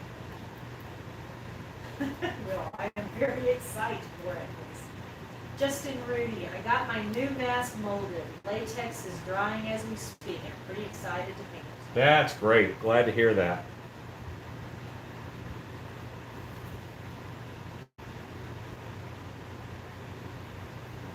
I saw a nice write-up about Rob in Texas Honors Convention post. I almost wrote underneath in the comments, bad Rob. Lucky I will let everybody know. We have already, it's a holiday weekend, so obviously a lot of businesses are not necessarily dealing with orders and email. Though I don't know what their excuse is because we're still working. But Tuesday, You gotta throw shade, wife. we're gonna. No, everybody deserves a holiday, and I'm glad they're getting it, and we're having a great time. But Tuesday, the orders should start back up again because we're going to have to order more green shirts. You guys are just cleaning us out, which is great. And then we'll look on larger sizes too. So you will know. Jesse Papa Bear says hoodies would be awesome for the fall. Oh, Copeland. Okay, let's get down the rabbit hole. What's a matrix mold? All right, so a matrix mold, I'm completely unable to do any hand gestures right now. But basically, you have your sculpture, all right?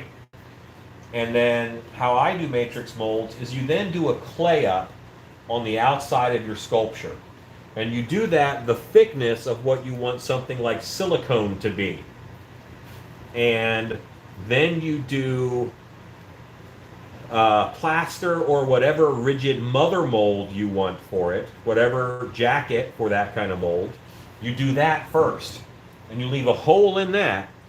And then you take out the clay that you made for your matrix mold. And then through a little pour spout that you made in your jacket, you pour in silicone.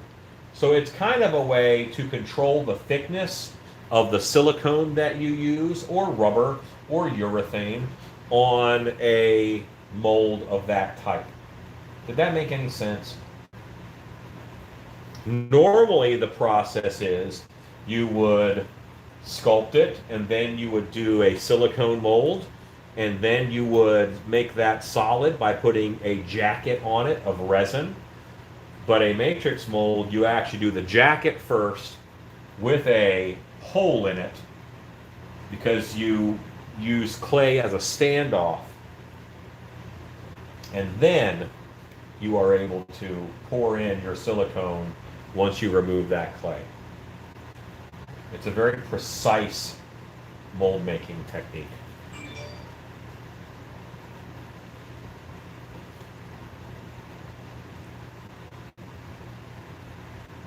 Christine is putting in an official request for a matrix video. Okay. Hello, Giselle Perrin. You ship on Tuesday. Have you ever thought of sculpting a character like the spirit of Grayskull? No, I haven't. That was an easy one. Back to Justin's mask, the latex was drying. He says, one problem I keep having is my first coat of plaster in my mold, once dry, is very weak and breaks and crumbles very easily. I'm mixing it properly. Is my first layer too thin? Yep, you're just going too thin. And what kind of plaster are you using? Okay, my turn for a question. I do an extreme Halloween display for trick-or-treating. We have on average 20 plus in candy line and 40 plus looking at display. Things I should consider with COVID. Is that the question? Huh? Get your social distancing down. Keep them, make sure you have enough room for them to be 6 feet apart. Hopefully they're all wearing masks because it's Halloween. Your staff should be wearing masks. I would not let them reach directly into the bowl to grab candy. I would use tongs to hand a piece of candy to them and drop it in their bag. That way you're not touching the candy, they're not touching the candy. Think about what you can do to minimize contact. Yeah, and you're going to get a lot more guidelines than that coming up, I have no doubt, because this is going to be on a lot of people's minds as we get closer and closer to Halloween. What has to change? What that we have been doing, do we have to do a little bit differently in a post-COVID-19 world? Halloween's not going to be destroyed. Some of your traditions might change. I don't see a lot of bobbing for apples out of the same tank, but I've always thought that was a little bit gross. I'm not going to go after Snotty Billy. You go after Snotty Billy. Yes, Lucky, we're going to have large sizes. I guess, well, honestly, I haven't thought about hoodies, but now you guys have got me. I'm making notes on hoodies, and so yes, we will try to have some large sizes as well. Yes, it makes sense, but it's too complicated for me. I've only worked with clay and plaster so far. Plus, I'm not a precise kind of gal. This is regarding the Matrix mold. equipment. Yes, what was a matrix mold? Yeah, I can do a matrix mold video. It's actually a good way to do things if you want to conserve your material. Plaster Justin is using his hydrocal. Okay. So hydrocal, use warmer water. A lot of times, those little cracks in hydrocal is because your water is too cold. Hydrocal prefers to have warmer water, and also it likes its molds to be done in one whack. It doesn't like to do layers like ultracal. It would much rather have you do it in one layup.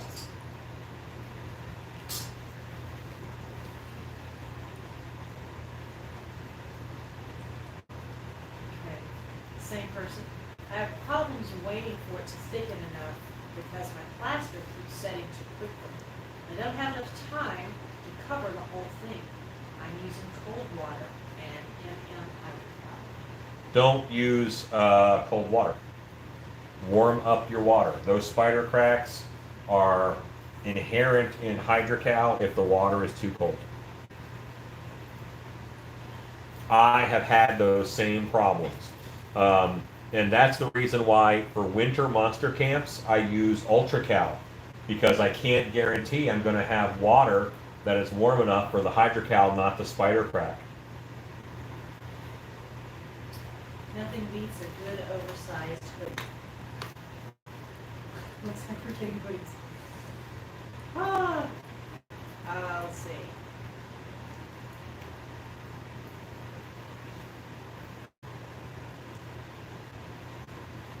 Alan, have you ever made a hat mask, such as the head and the top jaw of an alligator or crocodile? I made a paper mache crocodile head jaw over a ball cap before. I have. I actually did a witch doctor that wore a crocodile head on skull on top of his head. And you can find that in my Facebook photos.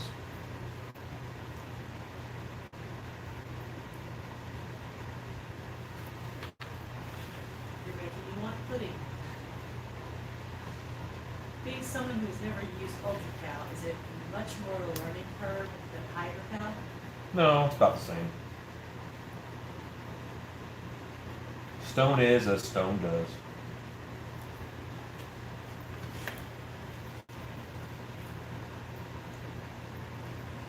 You're at 133 people.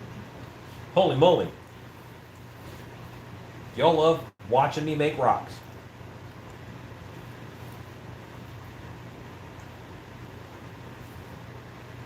So there are all these little overhangs that I'm trying to get stuffed up in there. And I'll probably need another batch just to make sure that it's smooth and I can move on to fabric. I'm going to do a burlap layer on this. Once again, I'm trying to make this mold kind of as thin as I can. Don't go bagpipe. I love watching you make rocks. So you're just scooping it into the undercuts. Yep. And if my clay was super soft, I'd be a little more careful. Or if these weren't tufts of hair, I might be a little more careful. But these are tufts of hair, so if I bend them a little bit, that's not going to look unnatural. It'll be Beast Man and more wind, you know? Christine says, because you rock out. There's It's awesome to watch your techniques. There's a conversation here also going on about helping out with the COVID Halloween. Yeah. We're talking about candy cannons and ways to give out candy that has less contact and what have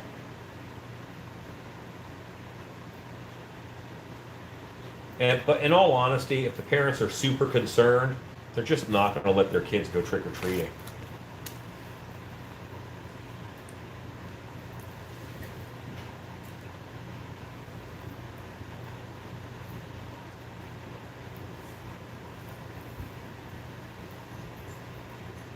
So maybe it'll become a little more display-centric and less candy-centric.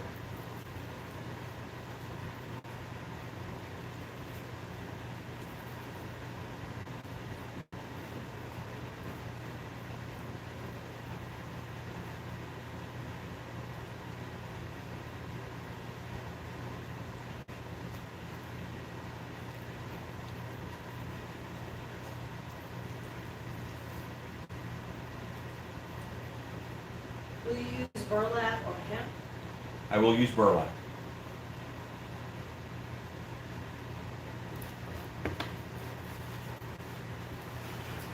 Halloween's on Saturday this year. I was looking forward to a big turnout. Yes. Understood. Just some things are changing, that's all. Cobweb says, I'm giving out monster magnets for Halloween, just to be on the safe side. Cool. Halloween displays, the new Christmas displays. Yeah, I mean, if it becomes less candy-centric, then what does that mean? You know, what does that look like? And we're at a time where right now, you know, the people who are here, the people who are thinking about Halloween right now, we're going to set that tone. We're going to make that future. Monster magnets, that's a great idea. Lisa says, full moon and the fall time change. It was going to be epic. And it still might. Let's see what happens. For haunted houses, it was also an election year, so that's kind of, election years are not good for haunted houses.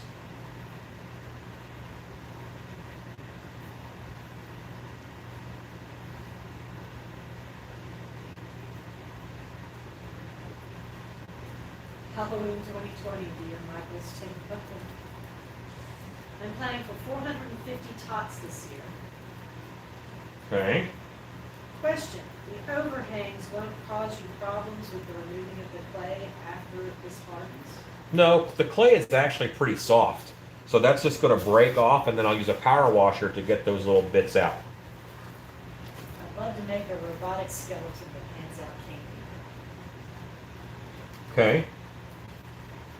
You just got to keep all those little grubby kids from touching the skeleton. Because then they touched it, and then it touches the next kid. So you have to take touching out of that chain.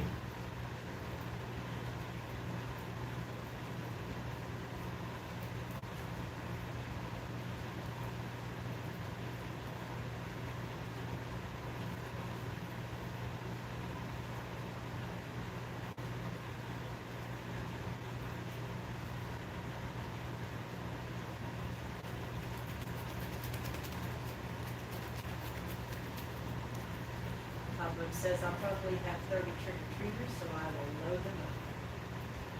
There you go. 1980 wants a giant pooping goat that dispenses milk duds. Of course you did, 1980. What is wrong with you? Connie Pierce. Good to see you. Hey, Connie.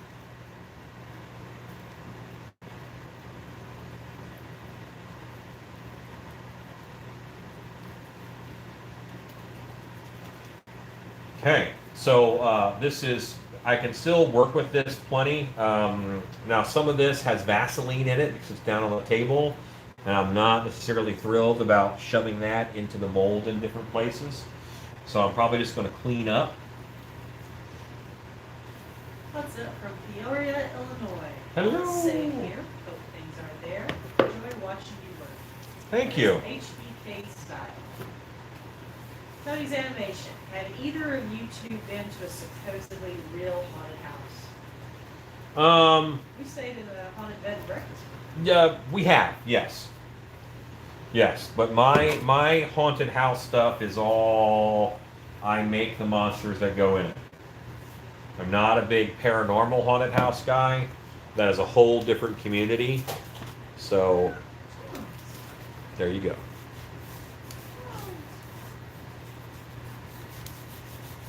Once again, I'm impressed with how easy you made that work. Well, clean as you go, guys. That is the tip that I have for easiness. Because I don't want an ugly bottom of the mold later. So right now, I'm doing the work of keeping it clean. You have a shop, kitty. We do. We have a Jonesy, right? Yep.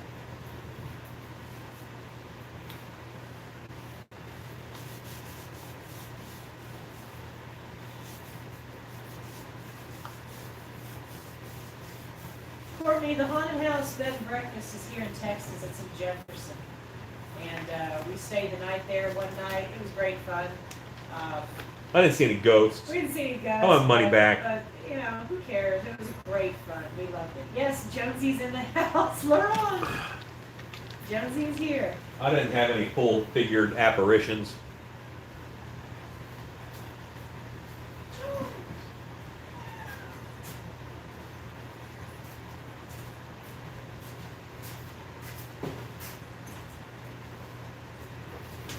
I'll use a washable sheet ghost to hand out candy with an extender cloth at Harbor Freight. Hooray! There's Kitty. Hello, Jones Cat. Jones and the cat. I love legit haunted houses. I don't know about the idea of renting up a legit haunted house with props and costumes. Lead to some possessed monsters.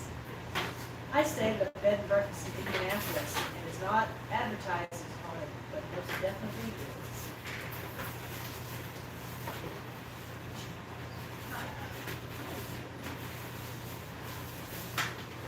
Yes, Masato, we have 4 kitties, and Jonesy likes to come in the shop and check on things. Okay.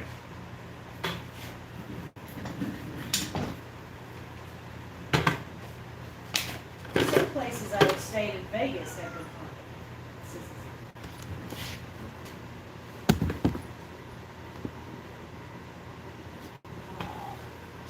Haunted by the ghost of someone losing thousands of dollars. Hey, wife, it's a great time for a story. How long? Let's say a 45-second to a minute long story. Let's make it a minute. It's story time. It's 1 minute story time. Did you guys catch that? Wife just asked for more time. I said it's 45 seconds to a minute, and she said, make it a minute. Like, I got this. She's ready for story time. Karen, I promise. It had better be a good one. That's what they're saying. Okay. So, in February, Valentine's Day of 2004, Alan and I had been dating, and my father was didn't even remember his name because he did not pay attention to young suitors at all, as fathers are apt to do. And so Valentine's Day, Alan had purchased for me a set of diamond stud earrings, which he knew I would be very excited about. And so he went to pick up the earrings, and on the way to my house to pick me up, we were going to go to dinner and all that romantic dating stuff. And on my way to, on his way, he stopped to pay his cell phone bill at the cell phone store and left the earrings in the front seat of the car. And while he was paying for his cell phone bill, he's just paying his bill, he saw a man walking down the street wearing a sweatshirt that looked very much like his. Why did it look like his? Because it was splattered with latex. So obviously, you just don't see a lot of people walking around in latex splattered clothes walking down the street, but he saw one, which immediately set off an alarm. He ran to his car. He looked in the front seat. The sweatshirt is gone, and so is the bag with my earrings. So he jumped in the car. By this time, the guy was a good ways down the sidewalk, and he drove down to where the guy was, got out of the car, and proceeded to jump him, punch him. I probably shouldn't. I'll just say that he took care of business. He'll say that the guy suffered for stealing the earrings, which of course he did leave it in the front seat of the car, and he did have the car unlocked. This was young Alan. Let us remember, 2004, young and foolish Alan. And but anyway, he got the earrings back, and before he left, he ripped the sweatshirt off the guy. The guy took off running. And lots of people saw this, but no one stepped in. And so Alan actually sat in his car for a few minutes, collected himself, and waited for the police to come get him because he was sure that somebody had called in on him. But no one did. So he shows up at my house a few minutes later, and he shows up at the door. I open the door. He's got a mouse under his eye. His hair is wild. He's breathing heavy. His face is scratched. His knuckles are bruised. There's blood on his shirt. He looks insane. He looks like a killer. He was absolutely wild.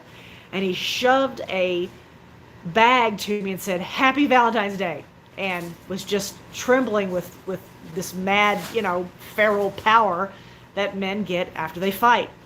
And I was looking at him like, "Oh my God, what, you look like, you look crazy. What in the world happened?" Of course, now I find out what happened. And so we go to dinner. The evening is salvaged, and I love my earrings, which I still have. And the next day, my folks came by, and Alan was there to meet my folks again. He had met him before. And again, Dad wasn't really acknowledging him much because fathers don't have to. But I showed Mom my earrings, and I told the story of what had happened the night before. And when my dad heard that Alan had annihilated a thief who stole my earrings, literally, Annihilated is a very strong word. He was able to run away. he was able to run away, but he punched the stuffing out of him. My dad's comment was, "What's this young man's name again?" And I said, "His name is Alan." He goes, "That's a good young man." And that is how my dad started, first of all, remembered Alan's name. And that is how Alan received favor from Captain Bob, who is my father. Not because he was a gentleman or he made a lot of money or he drove fancy cars. He got acceptance from my dad because he punched the stuffing out of a bad guy. And that is how Dad decided that this was a good guy. And he is a good guy because he's good to animals. This is Jonesy. Jonesy is our alien butt-kicking kitty. And that is your story time for this evening. A little romantic, a little savage, just like Alan. And there you go. He hates that. Back to you. Jonesy. All right, let's get back to a moldo.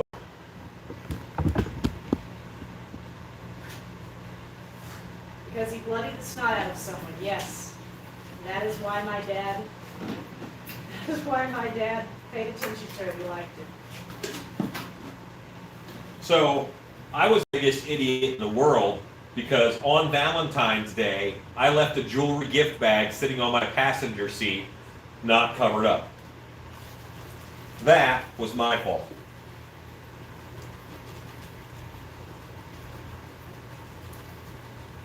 You got your sweatshirt back. And I got my sweatshirt back. Because you were going to go to Dollar Tree and get me Valentine's Day. Oh, I didn't have any money left at that point in time in my life. All of my liquid investments were in those earrings. I'll tell you that. Ezekiel says, my poor daughter, she brings home a boyfriend. It's true, Ezekiel, dads don't have to acknowledge a young man. The young man has to prove himself. And Dad wasn't impressed with anything until he learned that Alan beat the stuffing out of a bad guy. Alexa, count down 2 minutes. 2 minutes, starting now. I just mixed up plenty of plaster. I'm at that I'm a little bit pre that cracked earth stage, but that cracked earth stage is about to happen as we let the plaster, move it around. I know it's the right amount doing it this way. It's going to seep in, that'll become cracked earth. You can see it happening in some areas already. But Said to think that the guy hadn't been wearing a sweatshirt when they were caught. yes, I would have known. But he was wearing my sweatshirt because he was cold. Because under that, he was wearing a wife beater in February. Even in Texas, it's still kind of chilly. It was cold that night. It iced over. Best Alan story ever. Shannon at Halloween. Are you Alan's boyfriend? Yep. Oh yeah, cool. To be honest, my wife will have to test any girl our sons bring home. That makes sense. Don't bad guys know not to mess with hunters? We can bloody you up and it'll look like part of the show. My daughters have me and 4 brothers. They're boyfriends. I feel sorry for them. I didn't know my dad liked Carl until we started walking down the aisle at our wedding. And he did a Soviet march. Wow.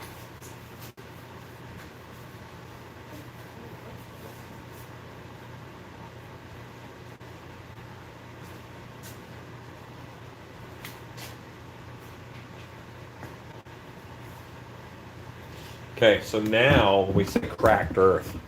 I thought if you used colder water, you'd have longer working time and shorter working time with hotter water. That is true with ultracal.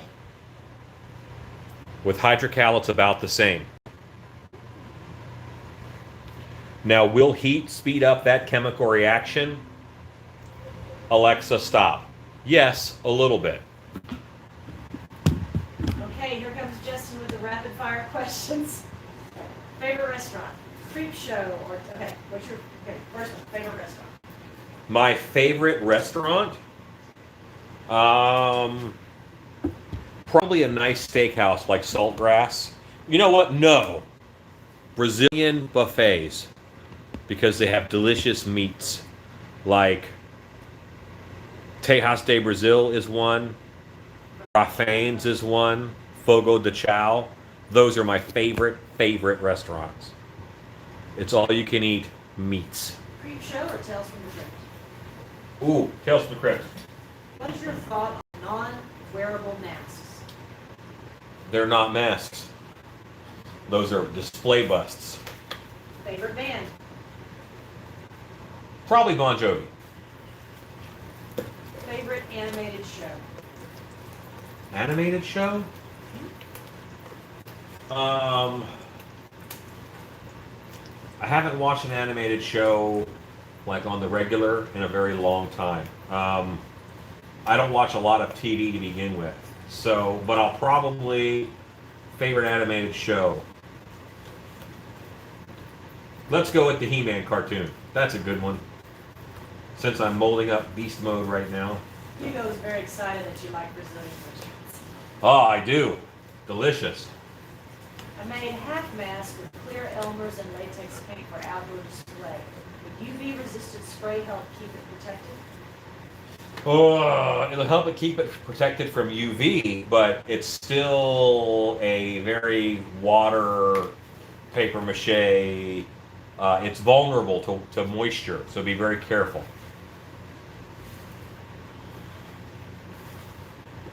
I would honestly paint the whole thing with like a fiberglass resin or something, and then paint again. I must get another brush. Did you get a new phone? No, it's the same phone. It's waterproof phone, but it has to have all the water out of the charger before it'll allow you to charge it. I have a really big knife collection to show my daughter's future suitors. I like to try to throw Alan off track every once in a while. That's just in his rapid fire questions. Well, enjoy. When molding a mask, why could you not stick the sculpt in a bucket full of plaster? Because the mask is sculpted onto a plaster bust. And we discussed mold locks before. You would not be able to get that plaster bust out of the mold.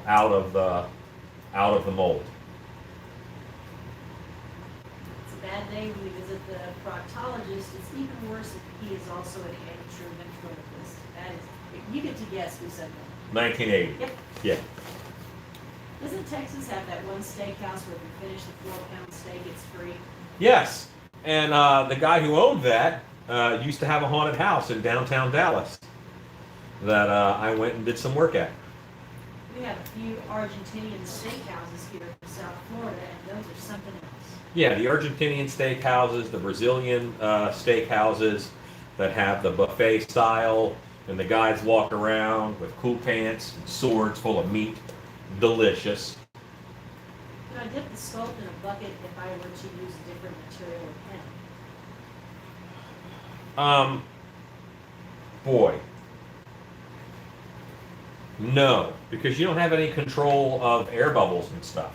Could you? Yes. Is that a good idea? Not in the least.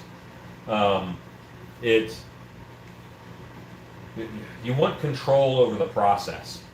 Could you just dip your head into a bucket of plaster? I guess you could, sure. Far better to maneuver a bucket down over top of this, secure it to the table, and then fill it with plaster. But you have to worry about air bubbles.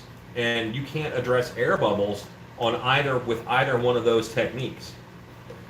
You're just going to have pockets of air in between. And would your sure hold up to going upside down and then being kind of dunked into a bucket of plaster? Have you used PVC in your homes? Yes, I've used PVC in my home. This kitty. What's the name of the Brazilian place in Plano? Ezekiel's asking. You probably do. It was called Brazilian Cowboy, and sadly now it is closed. Did you take Ezekiel there? I may have taken Ezekiel to Brazilian Cowboy. It was my favorite place to take people, which Vic's- sounds like some kind of a strip club, but it's not. Brazilian Cowboy was a restaurant. Vic says, I need a haunted house. Okay, so find a haunted house near you and work there. I think Vic was going to open a haunted house. Okay. I got meat drunk at Tejas de Brazil, says Rocco Pride. Oh yeah, absolutely. Get the meat sweats. That's the good stuff. I will be making a life-size replica of Danny DeVito's The Penguin. I'm looking for a young child-sized mannequin to build up a body for. Any recommendations on what I should make the body out of? If I were doing that, I would just get a Danny DeVito shaped friend to allow you to do a tape body cast of them. Make a body cast of them out of packing tape and fill it with your fence foam from Home Depot. That is what I would do. So I never knew meat drunk was possible. Oh yeah. Tiago Colado says, I am from Brazil. Capriana, the best drink. It is delicious, I agree. What is that? That's kind of like a mojito in a way that's very, it's the signature drink at a lot of the Brazilian places we go to. We went to a Brazilian steakhouse at a casino here in Oklahoma. It was the best food we have ever eaten. I'm telling you, man. I ain't wrong. The wife said, if I put any more props in the house, she's going to turn it into a haunted house. She said, I have too many caskets. Nah, not enough. Sweet. Christine says, meat sweats are an actual thing. I have never experienced this.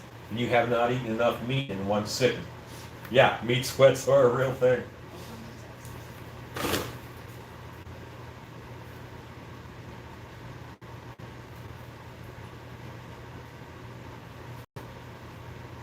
So right now, I'm putting this on a little more strategically than the last batch. I wanted to get on a good coating everywhere. Now what I'm really trying to do is make this just smooth enough to where I don't have a problem doing fabric. And this is a hard mass to do that with. They have so many undercuts on it and so many of these hangovers.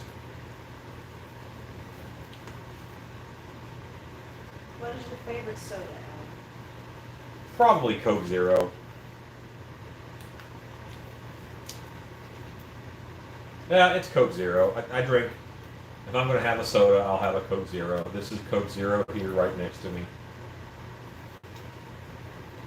And I'm looking at the time, and because this was a tricky mold wall, the goat is going to go faster than this. It's going to be so much of an easier mold. Like the back of the head of the goat, I'll be done in an hour and 10 minutes. But this guy, very tricky back of the head. So both halves took more work than normal.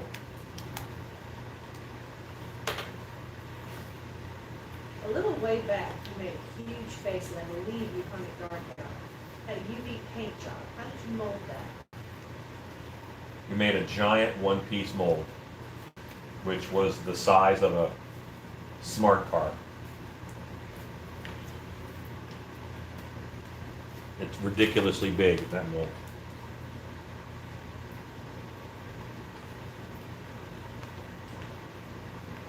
And then we made a bigger thing and molded that.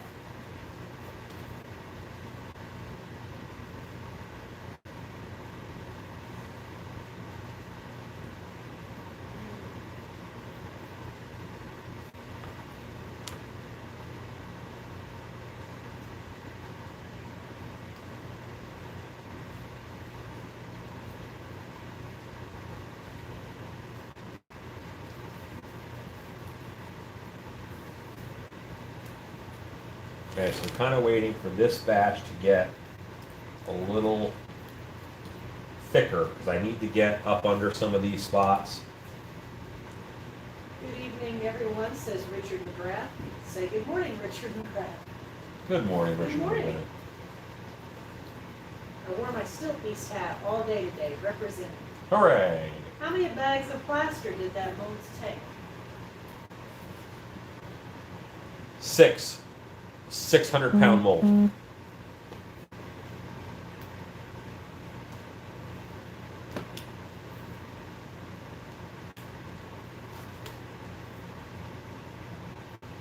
Sorry if I missed it. What's the next Hectoron paint scheme? The next one, I believe, is it Woody, honey? Yeah, woodland sort of tree. Yeah, and I have plans for that. So it is a woodland type of Heptaron. Forest creature. Yeah, it'll be a forest monster. Hello from Argentina. Hello, Argentina.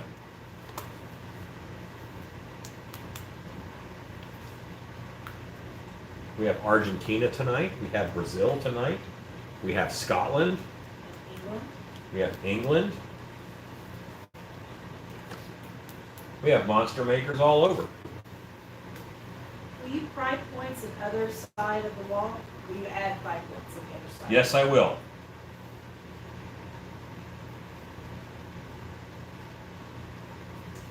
About the next Hectoron, birch version or maple?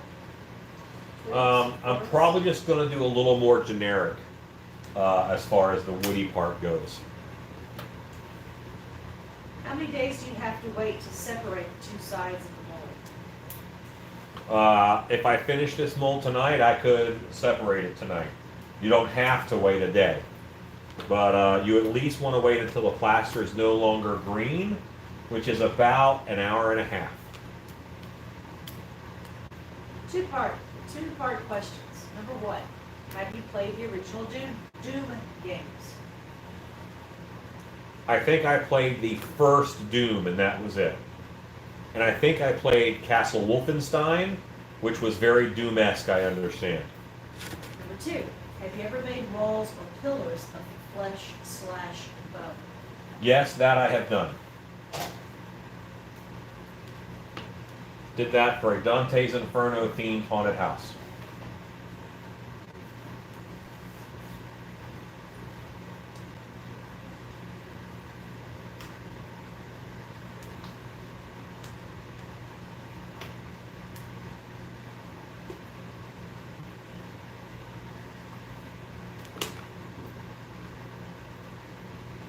Dante's Inferno theme, were there rings? We had, there were 18 rooms, so every 2 rooms you went to a different level.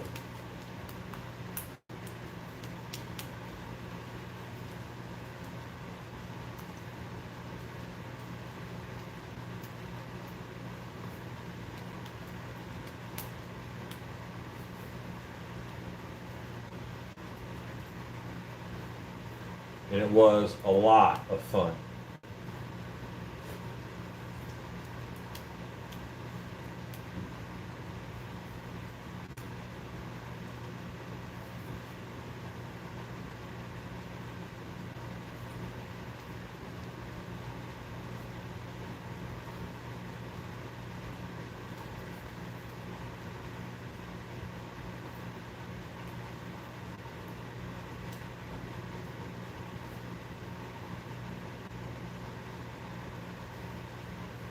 Now I have the wife looking for a Brazilian restaurant while I'm waiting since we went cow tipping, says Lizzie.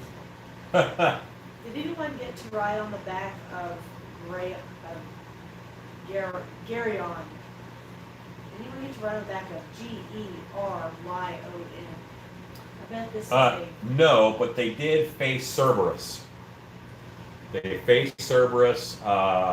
They saw the 100-handed ones in Tartarus. They crossed the river Styx. They saw Plethagon, the river of fire. So, yes. Brandon D wants to know a mythical monster or creature that you feel does not get enough love or use. Trolls. There just ought to be more trolls out there. I don't care if you go English trolls or Nordic trolls, but there just ought to be more trolls. There should be more troll stuff out in the world, and I find a disturbing lack of troll-themed goodness.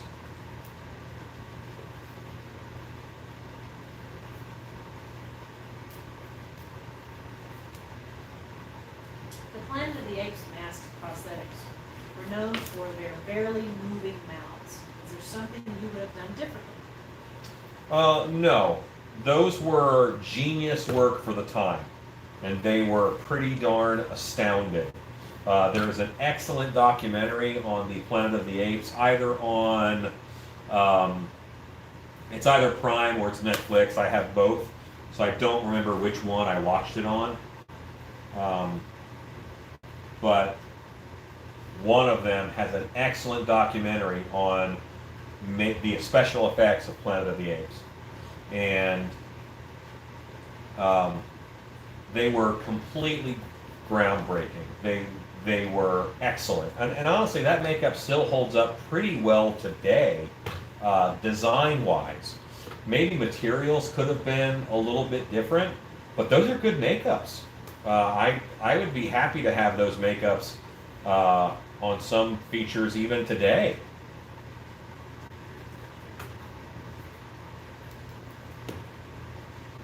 I don't know that they are notoriously move poorly. I think you have to learn to emote. You have to figure it out. What was the very first mask you created? I made a Bigfoot mask in 1996, I think it was. 95 or 96. I think it was 95. Logan K. FX, excuse me while I make a large line of troll masks. There's just ought to be more trolls. Have you ever read anything from Terry Pratchett? Of course. I have read all of the Guards series. I have read, yes, I've read quite a bit of the Discworld novels.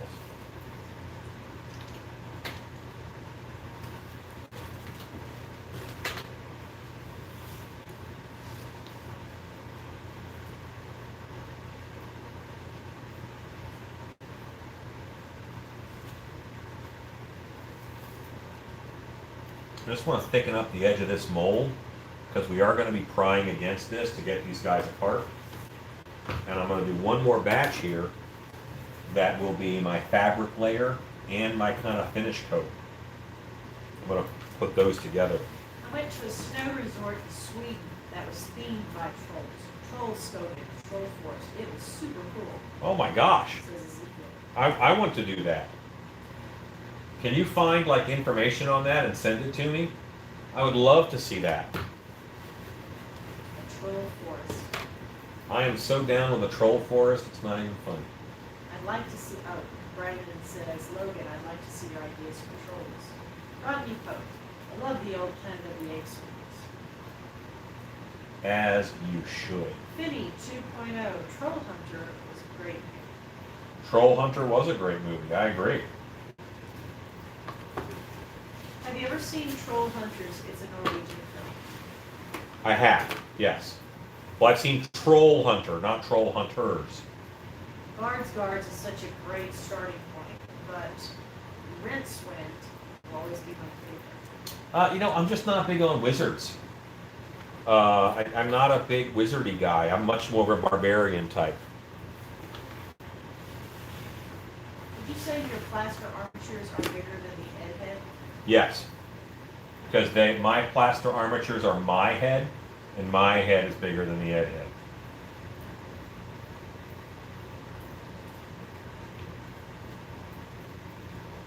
Melon, I has it.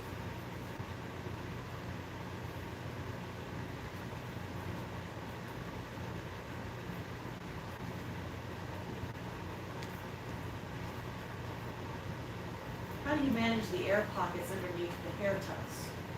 Well, I brushed it in, and I brushed it in, and I brushed it in.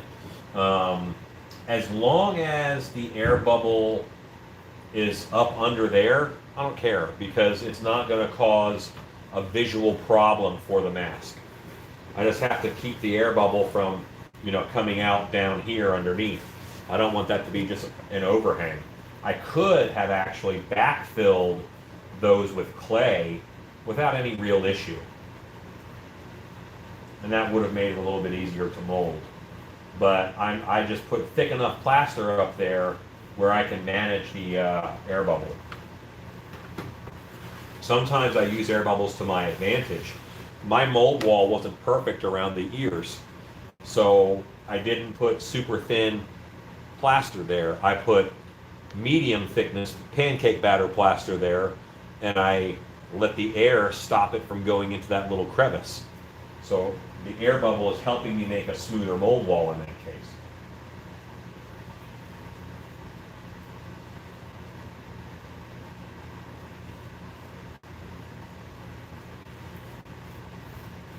Okay. Thank you for sharing your insights. I'm more than happy to. Your plaster armatures are also a bit cheaper, so I'm going to buy one soon. My head is a bit beefy as well. Cool. Who was that? Logan KFX. Okay. Brandon D says, Cohan the Barbarian. He has a whole set of diamond teeth made from trolls. Yes. Ezekiel posted on the Facebook group for troll toys. Oh, so cool. What's the best plaster to work with? It depends on what you like. It could be pottery plaster, it could be hydrocal, it could be ultracal. The one that you're used to, the one that you learn its properties, and the one that gets you a finished result. That's all that matters.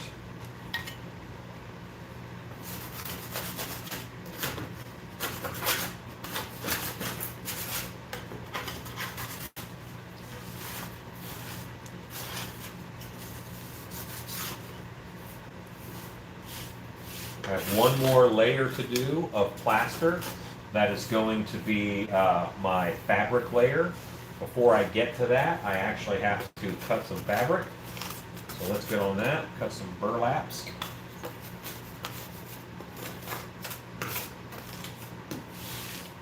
Don't let this get away from you. This could be really nasty. I mean, if this shelf comes out to here, you might feel you need to put your plaster out to there. And then you've made your mold weigh so much more than it needs to. I have fallen into that trap. So now I kind of work as clean as I can.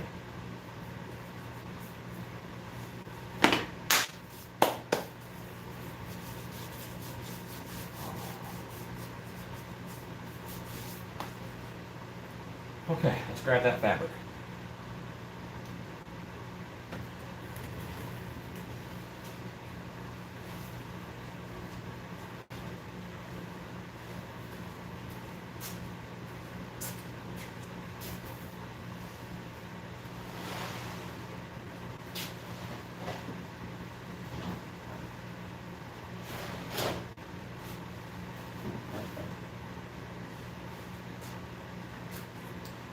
Looks like I don't have to cut fabric. Shoot. I have some preset. Is this enough? Yeah, that's enough. That's great. Wunderbar. Perfetto.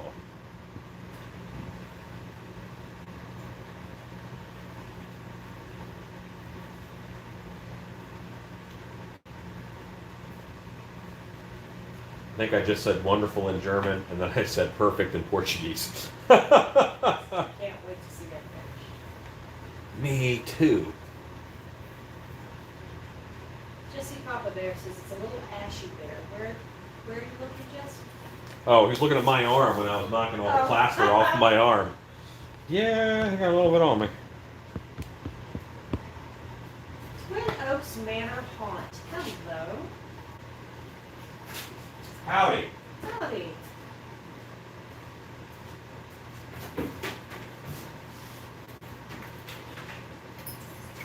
I'm cleaning out a bucket.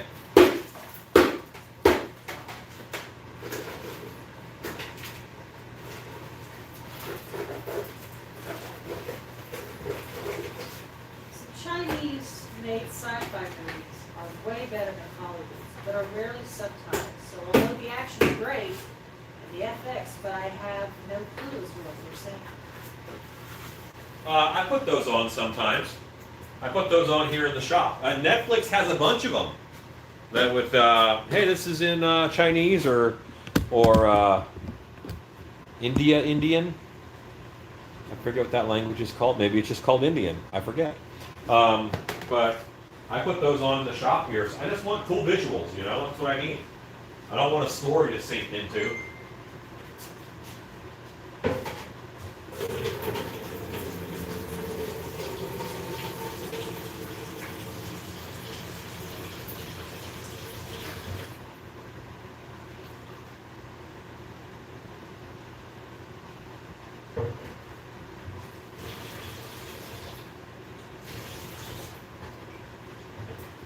My note says, "Where are your gloves?" I just took a pair of gloves off.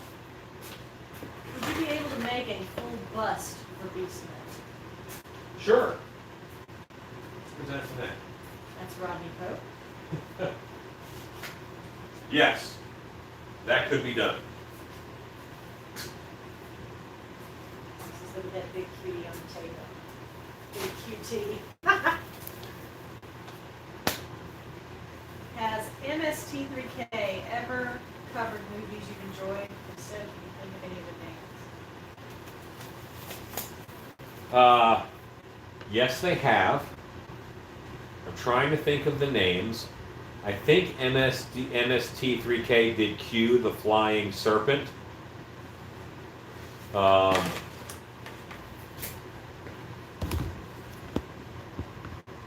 think they did Q, the Flying Serpent. But I enjoyed several of their movies. I know they did an Abominable Snowman movie. I always like those. You put an Abominable Snowman in it, I'm kind of thrilled. My note says, "Thanks for all your help today. It was awesome to see you." Oh, it was awesome to see you. This is what a weird time right now when, you know, the standard, you saw somebody, you gave them a handshake, and now you're careful, you know, because you don't know if they want a handshake. You don't know if, you know, what they. It's an interesting time to be alive. Yeah. You don't know what anybody else is okay with.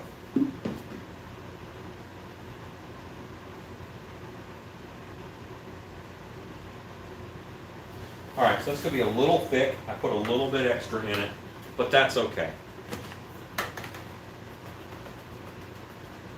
Alexa, count down 2 minutes.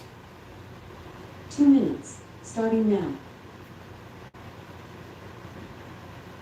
So you see the, you show them the picture.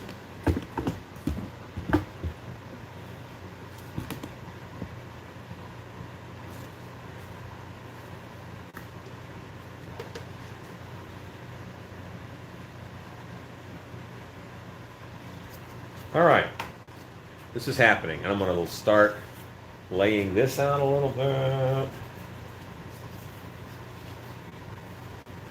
Yeah, so I want 2 layers of fabric over this whole thing, and then I will do a 3rd layer of fabric, which is folded, and it goes down here like a spine, because that's going to give added strength. I think I've got a 1/4 inch over this whole thing, but the fabric is just going to make sure that I have a 1/2 inch over the whole thing, and it's just going to be really nice. Mm-hmm. He says there's an Italian Spider-Man movie. He blasts people with shotguns. He isn't afraid of anything. That sounds way cooler than our Spider-Man, who suffers from teen angst. What consistency do you make the stone for the fabric layer? I actually go a hair thicker than normal, so it's going to be like buttermilk is the consistency. I put a little bit extra in it. And you can see I'm getting cracked earth around the edges here, but I still have a good bit of plaster in the middle that hasn't even been moistened yet. The videos also always get me motivated. I love it. Painting one of my masks while watching you work, Joshua Howard. Joshua, are you painting a blank? That's awesome. What kind of mask are you painting? What are you making? Alexa, stop!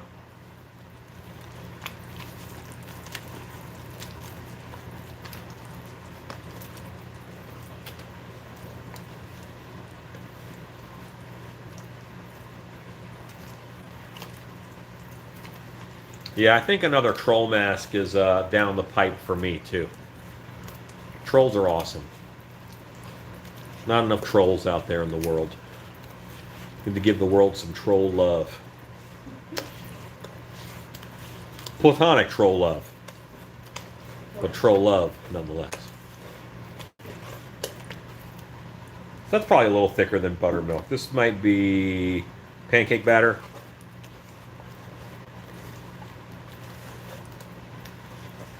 And first, I'm going to put a little bit on to prime this dry plaster surface and just get it ready for the fabric. Because if you have dry and wet, you could trap air bubbles. But if you go wet to wet, you're letting the air slide out a little bit easier. It's not a guarantee, but I have found that it helps.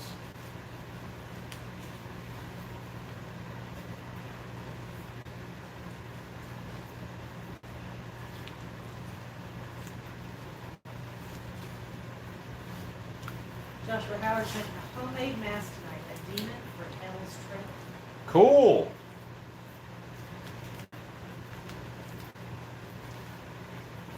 Where's our overly Christian yeller adder this evening? I have to free up my head so I can paint the blanks, said Joshua Howard. I hear you. You knew you could sense That's one of the reasons why I'm molding the goat very soon. I need that head because I use those heads when I make masks for when I make sock masks. And I have some grave diggers to do, and I can't knock them out until I free up my head for them. All right, so now that's all been covered again in plaster. So let's work a little quickly. I'm just going to make sure it's saturated. I want to see it all be gray. I don't want to see any of the burlap. And I'm working the air out of it. Oh, What? well, Logan KFX sent me some cat videos to watch in case I get bored. Thank you, Logan. Logan, Logan, you're so sweet. you're killing productivity. You want your questions answered, you wouldn't send her cat videos. Oh, that's so cute. You're going to send her down a cat video rabbit hole that she will not come back from for an hour. Oh, I love them.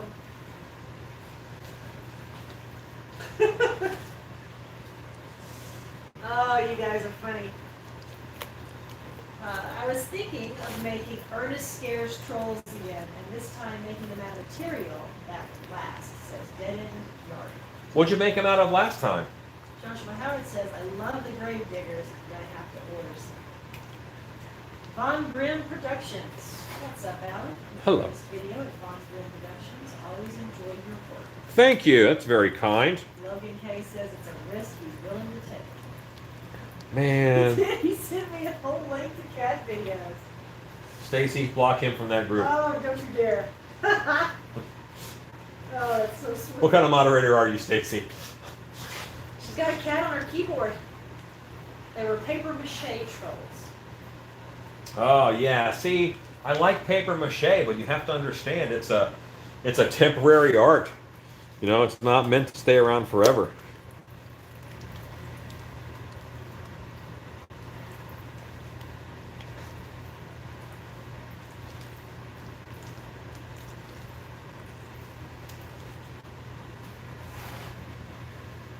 And I'm just making sure that we really get the air out from under these.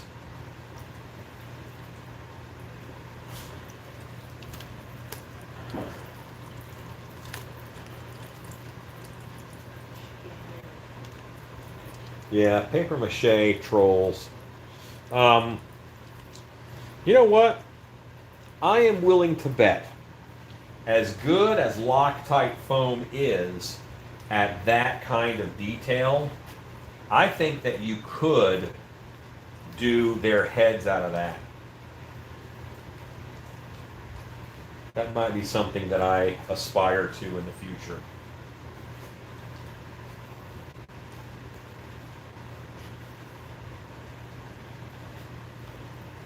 Stacy says she makes her own cat videos to describe her. Gregory Haynes, I'm making stuff in the garage tonight. Shop back dust separator part from plywood and PVC tubing and fittings. Found it on YouTube, you know. It will help organize. It will help shop organization and efficiency. That's awesome. Yeah, Mike's Haunted Woodworks, he keeps sending me links for a gantry system for cameras to put in the shop, which it's very intriguing, but that's a lot of time and dedication. I'm very interested though. I haven't watched it was a several part series. I haven't watched the last part of the series yet. I should. Ezekiel says we should have a creepers and Loctite challenge. Yeah. Von Grimm Productions. I've been toying with the idea of sculpting masks of the Scolari brothers from Ghostbusters 2 for a while. Just have not bitten the bullet yet. Cool.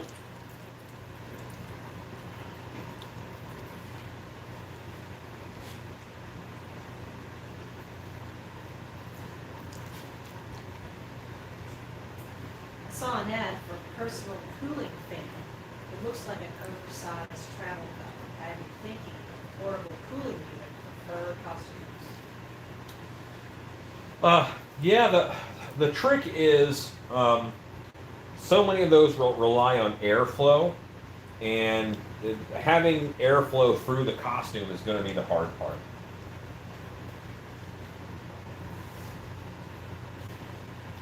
Now I'm going to do some folded pieces right down the back for a spine.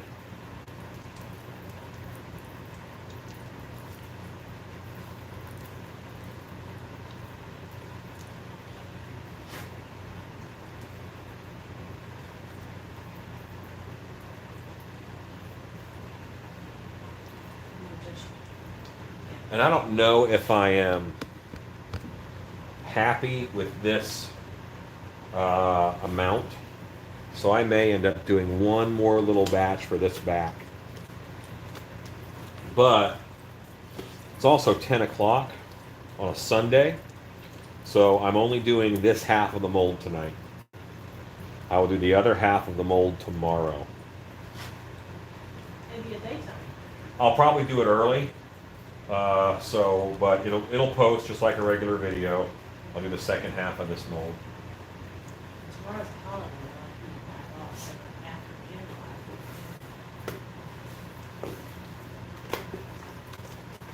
Talking about cooling for costumes that 1980 says he's seen a few and watched Adam Savage's builds. Yes. For a while I used a cooling vest. It wasn't worth it. To me, it's like a camelback. You can put like a camelback water holder. Anytime I wore one, I heated up the water so fast, it just wasn't fun to drink. So I don't even like those in my costumes. But what I have done a couple times is put air jacks in the costume. And then in the set that they're going to be in for the haunted house, you just have a quick connect. So you can just quick connect them in and blast air in through their costume, and that really cools them down pretty fast.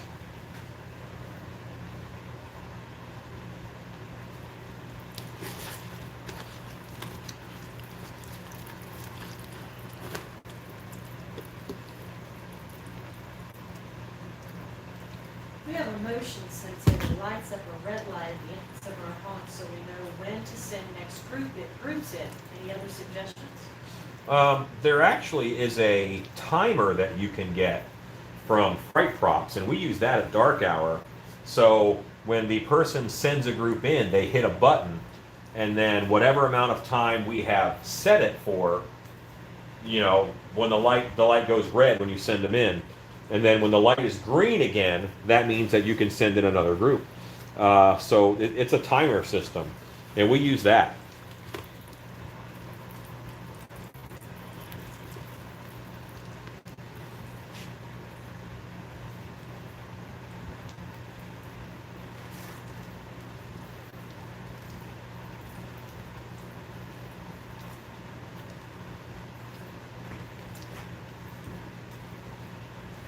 Stacy says, with Caribbean, where was that air system for Willie Bear? Carl's didn't have the support for it. Have you done a show in your new fursuits yet? We have. We've done several actually. We used them at Dark Hour quite a bit before we had. Let's see. We had Grouches and Grinches at Christmas. Whew. Yeah. So we used fursuits during Halloween, and then we used those same fursuits. We used different type during the Christmas show, which is Wreck the Halls. I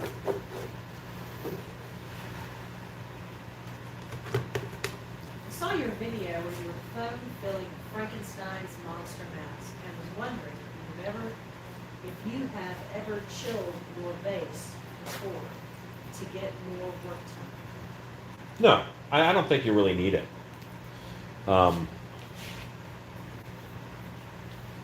You can. I mean, sometimes with like when you use silicone for makeup or whatever, you might keep your silicone in the fridge. But I haven't had to do that with foam. I just haven't needed more work time. Christine says I got a cooling vest with a fan system that blew air across the material and gets cool with airflow. It also has a hose that goes up the mask. I use it in my werewolf sauna suit. Cool. When I was a kid, my parents bought me a zombie mask. It was like George Romero's zombie ones. Changed my life. I don't see one of those anymore, so I started to do it for myself. I never get close. Well, if you would join the Stilt Beast Creepers page on Facebook, and maybe if you have a picture of it, we could help you track one down. We do that a lot on Latex Mask Central, which is another group I'm on Facebook.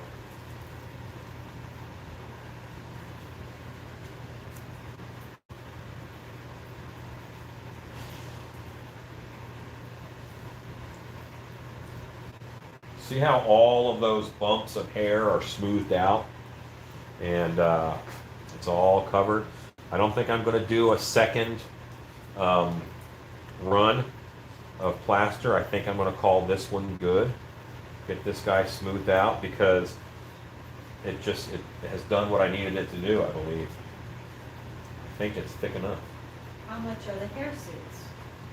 Right around $200, a little less.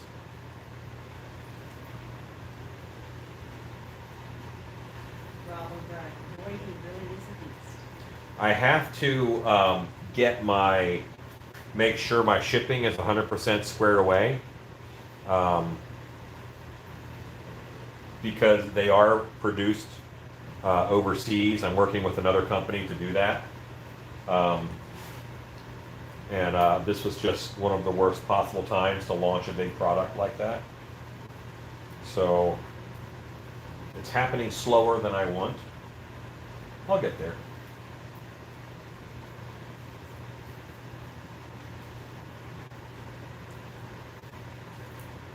Looks like an alien egg.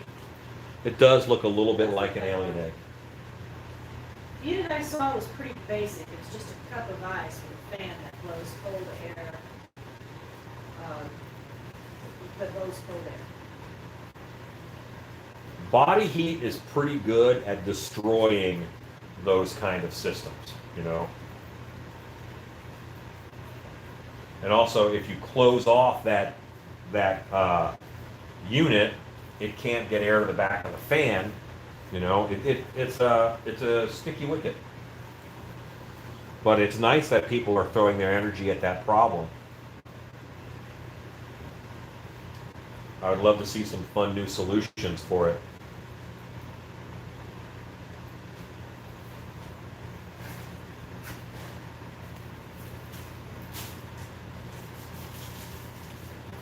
Okay, gang. So we have Beast Mode here. He is halfway molded. He's actually a little more than halfway because the mold wall is the hard part. So I'm going to hit him again on this side with a little bit of pledge. I'm happy with this sculpture. I think he'll be fun to wear and to do a couple different finishes on. He will make a good Krampus. Whoever said that was correct. But find his garbage bag.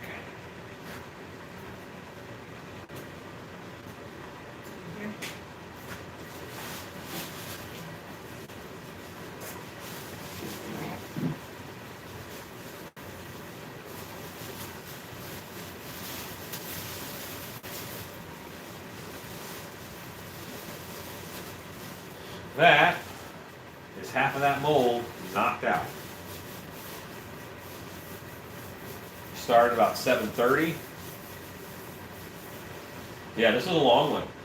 8:30, 9:30, 10. So 2.5 hours for this half of the mold. The whole mold will take about 4 hours. That's kind of on track for what I say, how long a mask takes. But yeah, so you guys are awesome. Thank you guys for hanging out with us tonight. Hope you maybe learned something if you guys want to make molds in the future or you make molds now.